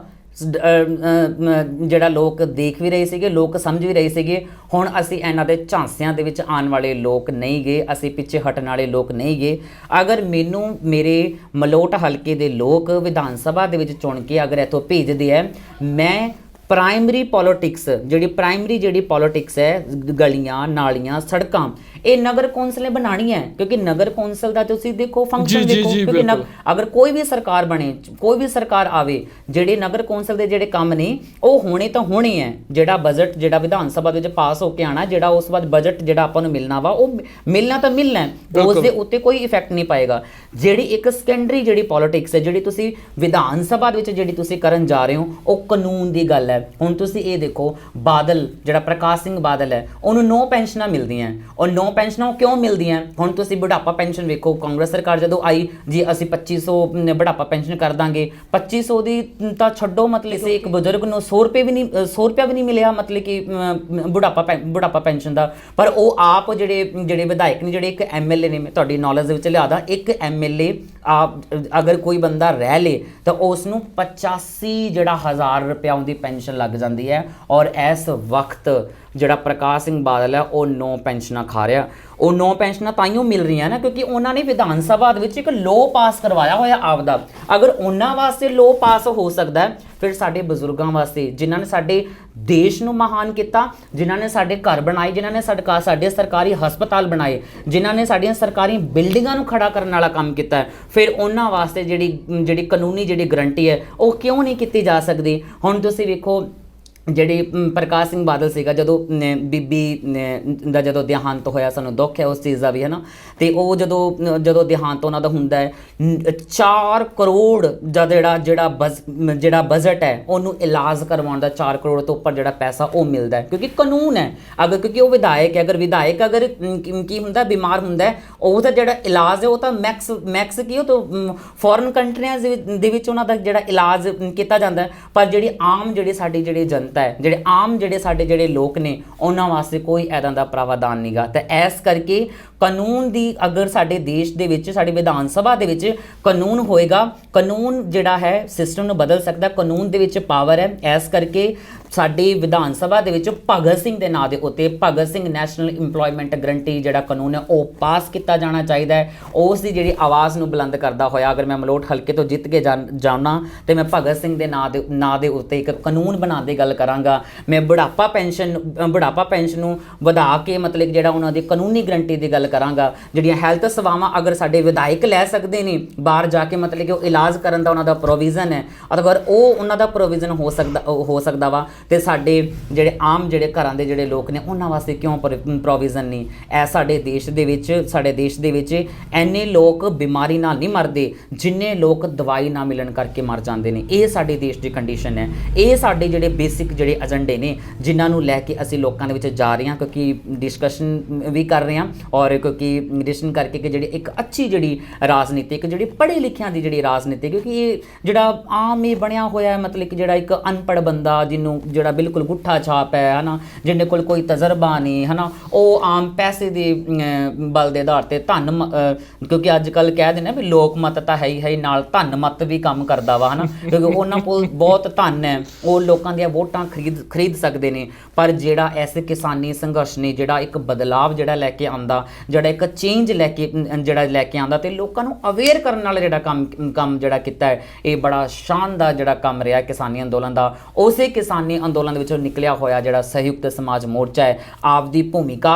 ਜਿਸ ਤਰੀਕੇ ਨਾਲ ਇਹਨਾਂ ਨੇ ਕਿਸਾਨੀ ਸੰਘਰਸ਼ ਦੇ ਵਿੱਚ ਨਿਭਾਈ, ਉਹ ਜਿਹੜੀ ਭੂਮਿਕਾ ਹੈ ਹੁਣ 2022 ਦੇ ਇਲੈਕਸ਼ਨਾਂ ਦੇ ਵਿੱਚ ਵੀ ਅਸੀਂ ਨਿਭਾਵਾਂਗੇ ਤੇ ਸਮਾਜ ਨੂੰ ਸੋਹਣਾ ਕਰਨ ਵਾਲਾ ਕੰਮ ਹੈ, ਜਿਸ ਦੀ ਗੱਲ ਗੁਰੂ ਨਾਨਕ ਨੇ ਵੀ ਕੀਤੀ ਹੈ। ਇੱਕ ਮਾਨਵਤਾ ਦੀ ਗੱਲ ਹੈ, ਸਰਬਤ ਦੇ ਭਲੇ ਦੀ ਗੱਲ ਹੈ, ਸਾਂਝੀਵਾਲਤਾ ਦੀ ਗੱਲ ਹੈ। ਸਾਂਝੀਵਾਲਤਾ ਕੀ ਹੈ ਕਿ ਇੱਥੇ ਕੋਈ ਬੰਦਾ ਭੁੱਖਾ ਨਾ ਮਰੇ, ਹਰੇਕ ਦੇ ਕੋਲ ਕੰਮ ਹੋਵੇ, ਹਰੇਕ ਦੇ ਕੋਲ ਰੁਜ਼ਗਾਰ ਹੋਵੇ। ਕਿਰਤ ਕਰੋ, ਵੰਡ ਕੇ ਛਕੋ ਤੇ ਨਾਮ ਜਪੋ। ਅਗਰ ਕਿਰਤ ਹੋਏਗੀ ਤਾਈਓ ਅਸੀਂ ਵੰਡਾਂਗੇ, ਤਾਈਓ ਅਸੀਂ ਛਕਾਂਗੇ, ਤਾਈਓ ਅਸੀਂ ਉਸ ਚੀਜ਼ ਦਾ ਜਿਹੜਾ ਨਾਮ ਹੈ ਉਹ ਜਪਾਂਗੇ। ਹੁਣ ਕਿਰਤ ਕੀ ਹੈ? ਕਿਰਤ ਕੰਮ ਹੈ, ਕਿਉਂਕਿ ਸਾਡੇ ਦੇਸ਼ ਦੇ ਨੌਜਵਾਨਾਂ ਤੋਂ ਇਹਨਾਂ ਸਰਕਾਰਾਂ ਨੇ ਕੰਮ ਖੋਹਣ ਵਾਲਾ ਕੰਮ ਹੈ ਉਹ ਕੀਤਾ, ਕਿਉਂਕਿ ਅਗਰ ਰੁਜ਼ਗਾਰ ਨਹੀਂ ਤਾਂ ਪੈਸੇ ਨਹੀਂ, ਅਗਰ ਪੈਸੇ ਨਹੀਂ ਤਾਂ ਆਮ ਘਰਾਂ ਦੀਆਂ ਚੀਜ਼ਾਂ ਨੇ ਖਰੀਦੀਆਂ ਜਾਣੀਆਂ ਚਾਹੀਦੀਆਂ ਨੇ, ਖਰੀਦ ਸ਼ਕਤੀ ਹੈ ਉਹ ਅਸੀਂ ਨਹੀਂ ਖਰੀਦ ਸਕਦੇ। ਇਸ ਕਰਕੇ ਮੇਰਾ ਪਹਿਲਾ ਜਿਹੜੀ ਲੋੜਾਂ ਦੀ ਅੱਜ ਲੋੜ ਹੈ ਉਹ ਰੁਜ਼ਗਾਰ ਹੈ। ਰੁਜ਼ਗਾਰ ਨੂੰ ਪ੍ਰਾਇੋਰਟੀ ਰੱਖਦੇ ਹੋਏ